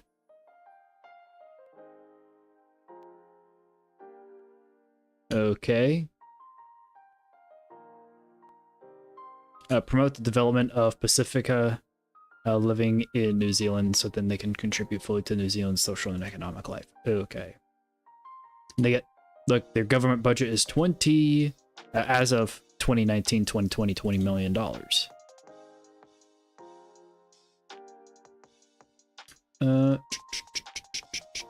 He stands in solidarity with Israel.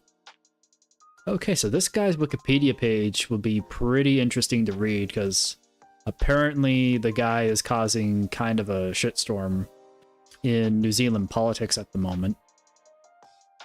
Because this guy, Brian Tamaki, he's been defending Seymour.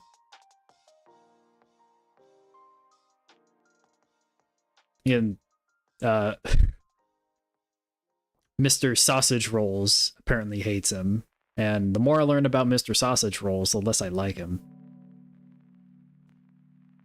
Man, in the last 2 days, we found nicknames for a couple of people. We have Voldemort for one of the guys in New Zealand, the head of the opposition in Australia, right? So if we go over here to research form, Australia, Dutton, that's the guy's name. It was like Sutton, Putton, couldn't quite remember. Voldemort Dutton, yeah. And then Sausage Rolls Hipkins. Just call him Mr. Sausage Rolls. Ethnic communities will be disappointed to see their previous... Okay, so this guy's a SJW type, huh? Yeah. Alright, so who exactly is this guy? Brian Tamaki, Disruptive Force, and Super Genius.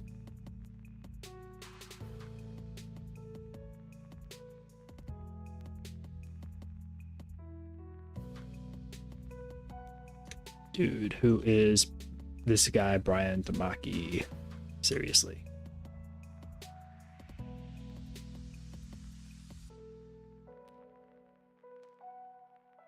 Is he like an entrepreneur or something?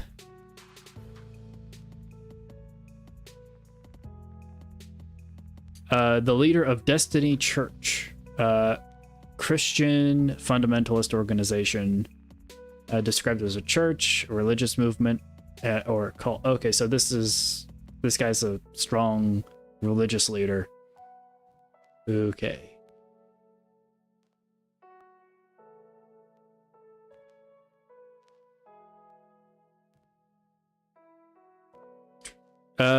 He didn't like the vaccinations, the lockdowns, the mask mandates. Well, I can agree with him on that. Oh, wow, he even went to jail for that, apparently. I'll have to learn more about this guy, because when you have polarizing political figures like that, they can impact and sway how politics changes. They can shift the overturn window of what's politically acceptable.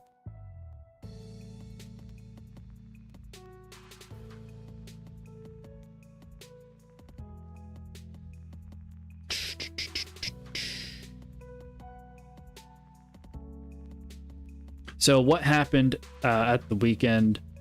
Members of both Man Up and Legacy organizations, part of Destiny Church, targeted a number of Auckland Pride Week events.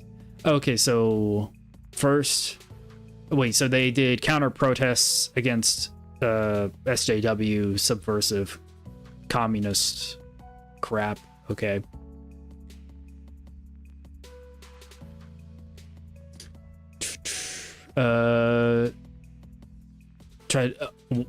So they were protesting a drag time story hour. I really like this guy now.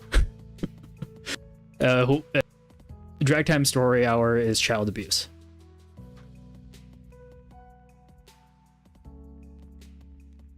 And the perpetrators then did the haka. What the fuck? Oh man. Oh man.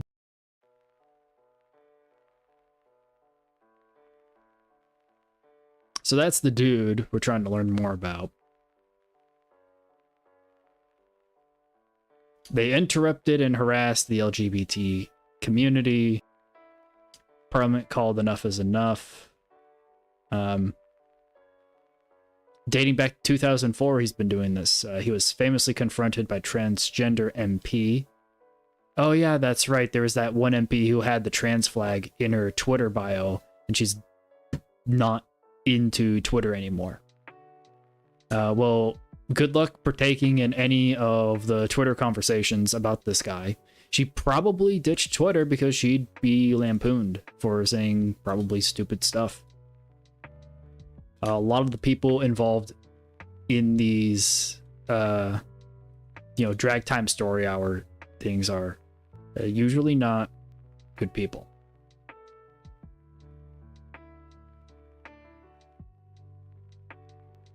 His motivations range from concerns children are being sexualized, perverted. I mean, I'm not going to play it, but there's a tweet that's going viral right now on X of a chick who's sticking dildos in public spaces and sucking on them.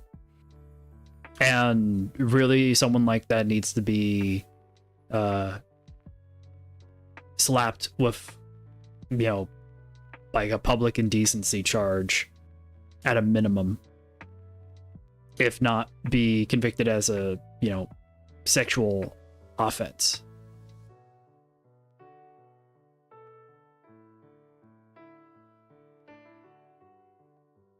The church has a number of other offshoots. Wow, look at all these. Look, Young Nation, Vision NC. All these groups have started. Yeah, so these are all Zoomers. These are all people who are young, who are a group for grandmothers.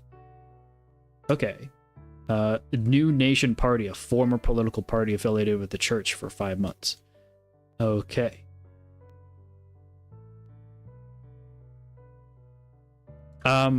Maybe I should... he's quick to clarify that he's not comparing Tamaki to Hitler directly. All right. We've crossed the line here. People are comparing him to Hitler. He's getting grouped into the category of people who are probably shifting the Overton window of what's acceptable in New Zealand politics. So I'm gonna have to follow what this guy is saying now, just in case there's something that he pushes that ultimately goes into the New Zealand Parliament. So we will have to see what goes on. So yeah. Okay, so I've been learning a lot, all from following the political leaders of New Zealand today, and we caught up on what's going on in New Zealand directly. We watched a little bit of Trump. We did a little bit of review for the UK CPI. All right, I'm pretty much ready to end the stream here. And it seems like New Zealand is still rallying higher. I'm still not totally sold on this thing staying higher for that much longer. Okay, so it seems like if this is the top, we'll end up still down here if we make a lower low. Again, this is around New York Open. So if we're not down here, we'll probably end up with a continuation. But the continuation spots aren't that crazy. It seems like most of the continuations for a higher New Zealand dollar are kind of around 15 pips higher from here, if I'm not mistaken, right? Yeah, 10, 20. So call it 15. So maybe there's about 15 pips more of upside, and then the thing falls over, because that was a pretty dovish RBNZ meeting. Alrighty, you guys. I'm gonna take a break, eat, and I'll be back in about 3 hours to cover UK CPI. And we'll see how that goes. And we'll do the same thing. We'll do a review of all the political leaders currently in the UK, just to do like a catch-up stream. Because I've never done this process live or on video before, but, we'll just do the thing live. I think that'd be pretty entertaining. Alrighty. I will see you all in 3 hours from now for the next stream. In a bit, you guys. I'll go ahead and cut it off here.